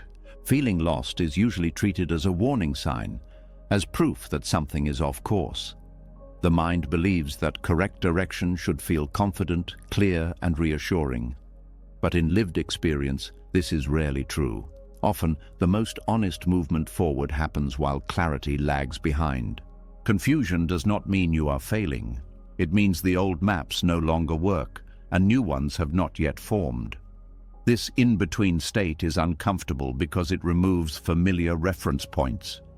You cannot rely on past identities. You cannot see far ahead. All you have is the next step. Walking forward while feeling lost requires a different kind of trust. Not trust in understanding, but trust in orientation. You may not know where you are going, but you know what no longer aligns. You know what feels false. This knowing is enough to keep moving. The mind resists this because it prefers explanation over experience. It wants to label the path, name the destination, justify the effort. Confusion offers none of this. It asks you to proceed without intellectual reassurance. This feels risky, but it is often necessary. Many people wait for clarity before acting. They believe movement should follow understanding, but often understanding follows movement. As you walk, perspective shifts. As perspective shifts, clarity emerges. Waiting for certainty can mean waiting forever. Confusion is not absence of direction. It is absence of confirmation. You are moving, but you are not being applauded by your own mind. This lack of feedback creates anxiety. Buddhism teaches that anxiety is not always a signal to stop. Sometimes it is a signal that you are learning to walk without crutches. Walking while lost also humbles the ego. The ego wants to know. It wants to appear competent. Confusion strips that away. You are forced to admit uncertainty. This admission softens rigidity. Softness allows learning. There is also honesty here. You are no longer pretending to understand more than you do. You engage with life as it is, not as you wish it to be. This honesty aligns you with reality. Feeling lost often arises when deeper values are forming. Old motivations fall away. New ones are not yet articulate. You feel disoriented because your internal compass is recalibrating. This recalibration cannot be rushed. Walking forward in this state teaches discernment. You learn to differentiate between confusion that signals danger and confusion that signals growth. The former feels panicked and contracted. The latter feels uncertain but alive. Confusion can coexist with correct direction because direction is not always cognitive. Sometimes it is ethical, sometimes it is relational, sometimes it is simply the choice to continue with integrity rather than retreat into what is familiar. There is also patience learned here. You stop demanding immediate understanding. You allow insight to arrive on its own schedule. This patience reduces inner pressure. Walking while lost also strengthens resilience. You learn that not knowing does not paralyze you. You can continue anyway. This ability becomes invaluable during future uncertainty. The mind often equates being lost with being wrong. But many transformative journeys begin with disorientation. When familiar landmarks disappear, you are forced to rely on awareness rather than habit. Confusion also creates openness. Without fixed ideas, you are receptive. You notice unexpected signs. You listen more deeply. This receptivity invites guidance that certainty would block. Walking forward without clarity also changes how you relate to fear. Fear loses its authority to stop you. You learn to carry fear while moving gently. This skill builds confidence. There is also freedom here. You are no longer bound by rigid plans. You respond to what arises. This responsiveness keeps you aligned with reality. Confusion teaches you to value direction over destination. You focus on the quality of your steps rather than the endpoint. This focus improves how you walk. Walking while lost also reveals how much of life is navigated this way. Few things are fully understood in advance. Accepting this reduces frustration. There is also compassion for yourself here. You stop demanding clarity as a prerequisite for worth. You allow yourself to be human. Confusion often arises when you are leaving something behind. Old identities dissolve before new ones form. This dissolution feels like being lost, but it is also being freed. Walking forward while lost requires attention to small signals. What feels slightly more honest? What feels slightly less heavy? These subtle cues guide you. There is also trust in process. You believe that meaning will emerge through engagement rather than analysis alone. This belief supports movement. Confusion can coexist with correct direction because direction is often felt before it is understood. You sense alignment even when you cannot explain it. The mind resists this because it prefers certainty. But certainty can be misleading. Many wrong paths feel certain. Many right paths feel confusing. Walking forward while lost also dissolves perfectionism. You stop waiting to feel ready. You begin where you are. This beginning creates momentum. There is also humility here. You accept that you are learning. Learning requires uncertainty. Without uncertainty, growth stagnates. Confusion invites questions, not questions demanding answers, but questions that open awareness. These questions deepen insight. Walking without clarity also trains presence. You cannot rely on autopilot. You must pay attention. This attention sharpens perception. There is also courage required. You move without guarantees. This courage is quiet but powerful. Confusion also reduces attachment to outcome. You are less invested in how things turn out because you cannot predict them. This reduces anxiety. Walking forward while feeling lost teaches you that direction is not always visible. Sometimes it is only felt after distance is traveled. Over time, you may look back and realize that what felt like wandering was actually learning terrain. You were gathering experience, not wasting time. Confusion also builds tolerance for ambiguity. Life is ambiguous. Resisting this creates suffering. Accepting it creates ease. Walking while lost allows you to meet life freshly. Without assumptions, you see what is actually there. This seeing is valuable. There is also faith here. Not faith that you know where you are going, but faith that you can respond wisely as you go. Confusion does not disqualify you from progress. It often accompanies it. When you stop treating being lost as failure, you stop panicking. You move more gently. This gentleness keeps you aligned. Walking forward while lost also teaches surrender. You release the need to control understanding. You allow insight to unfold. There is also strength here. You are not waiting for certainty to live. You are living now. Confusion becomes less threatening over time. You recognize it as a companion on the path rather than an enemy. Eventually, clarity does emerge. Not all at once, gradually, often quietly. And when it does, you realize it could not have arrived sooner. It needed the walking. It needed the uncertainty. It needed the humility. You were not lost in the way you feared. You were learning how to move without a map. And that learning becomes one of your greatest strengths. When you learn to walk forward, even while feeling lost, another space quietly reveals itself.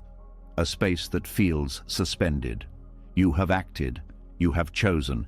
You have planted something, but nothing has answered yet. No results, no confirmation, just waiting. This pause is uncomfortable because it does not belong to effort or outcome. It belongs to neither past nor future. And yet, this is where much of life actually happens. There is a deep unease in the gap between cause and effect. You do something meaningful and expect a response. When none comes, the mind fills the silence with doubt. Did it work? Did it matter? Did I choose wrong?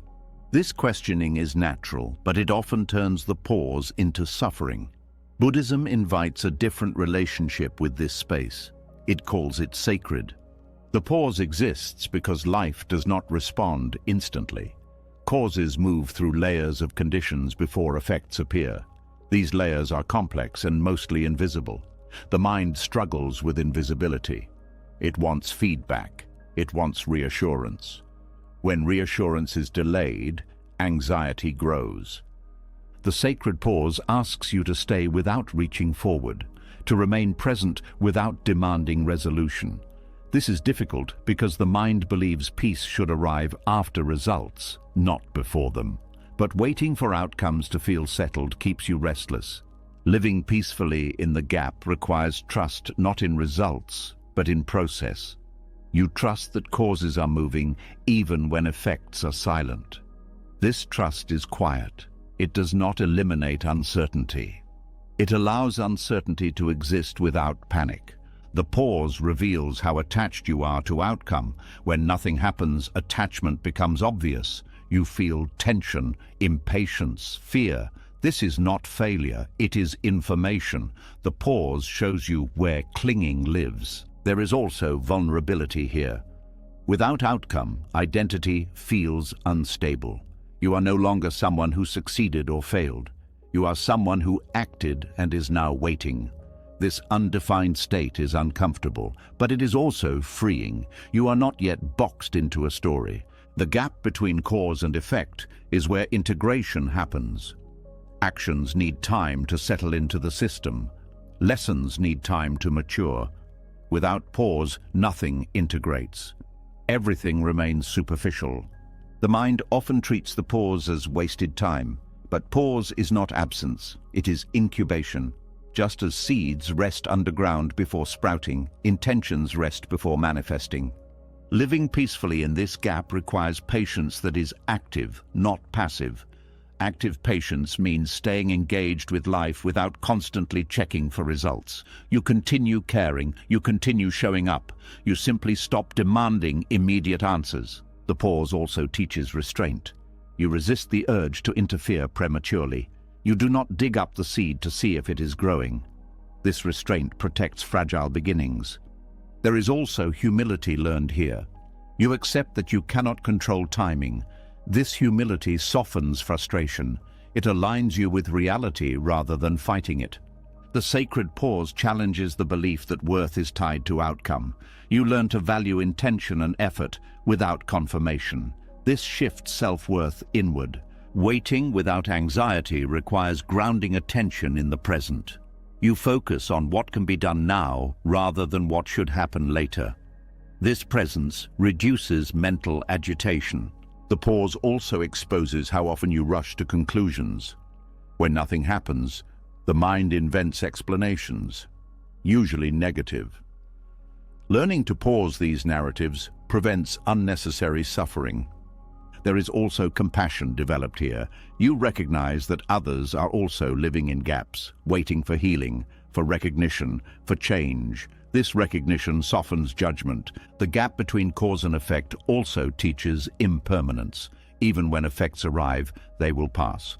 Knowing this reduces attachment. You appreciate without clinging. Living peacefully in the pause requires befriending uncertainty. You stop treating not knowing as a problem. You accept it as part of life's rhythm. The pause also reveals faith in a new form. Not faith that things will work out, but faith that you can remain present regardless of outcome. There is also a slowing of inner tempo. You stop scanning the future. You settle into now. This settling brings calm. The sacred pause allows reflection. You review intention. You adjust attitude. You refine understanding. This reflection improves future action. When outcomes are delayed, you learn to differentiate between effort and attachment. You act fully, then release. This balance prevents burnout. The pause also creates space for gratitude.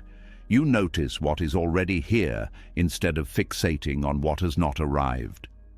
Living peacefully in the gap teaches emotional regulation. You experience anticipation without being consumed by it. This regulation supports mental health. The pause also strengthens discipline. You continue without reward. This continuation deepens commitment. There is also freedom here. You are no longer enslaved to outcome timelines. You live more fully now. The gap teaches you that silence does not mean nothing is happening. Much is happening beneath awareness. Trust grows here. Living in the pause also trains acceptance. You accept that life unfolds at its own pace. This acceptance reduces resistance. The sacred pause is where wisdom matures. Without rushing to conclusion, understanding deepens. You also learn to rest. Not collapse, but rest within uncertainty. This rest replenishes energy. The pause challenges productivity culture. It reminds you that not everything can be optimized. Some things must ripen.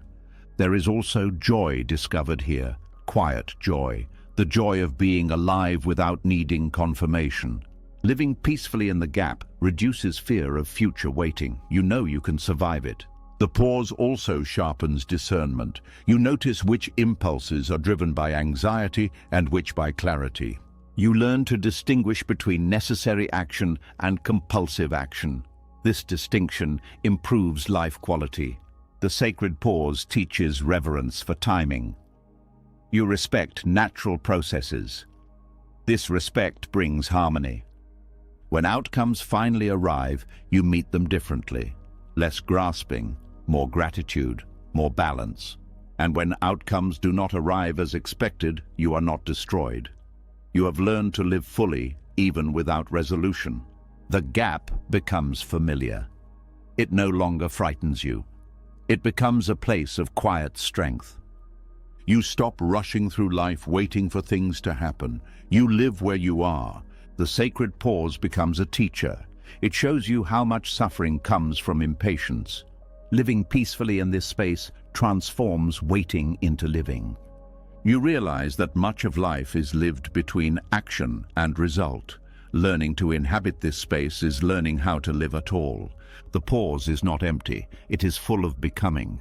And when you stop trying to escape it, you discover that peace was never waiting on the other side of results. It was available here all along, in the space where you learn to trust without proof. What you've heard is not a lesson about waiting. It is a reminder that movement does not need speed to be real.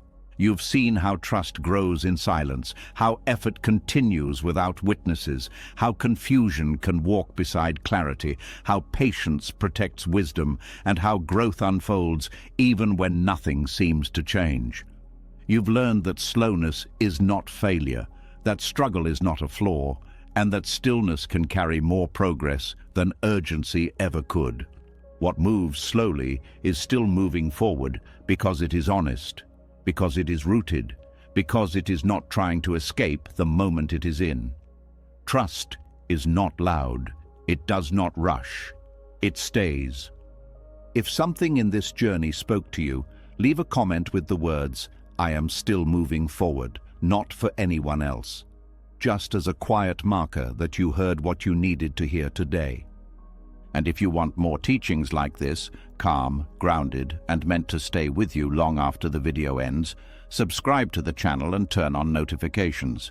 Move at your pace, stay with the path. And remember, even now, even here, you are still moving forward.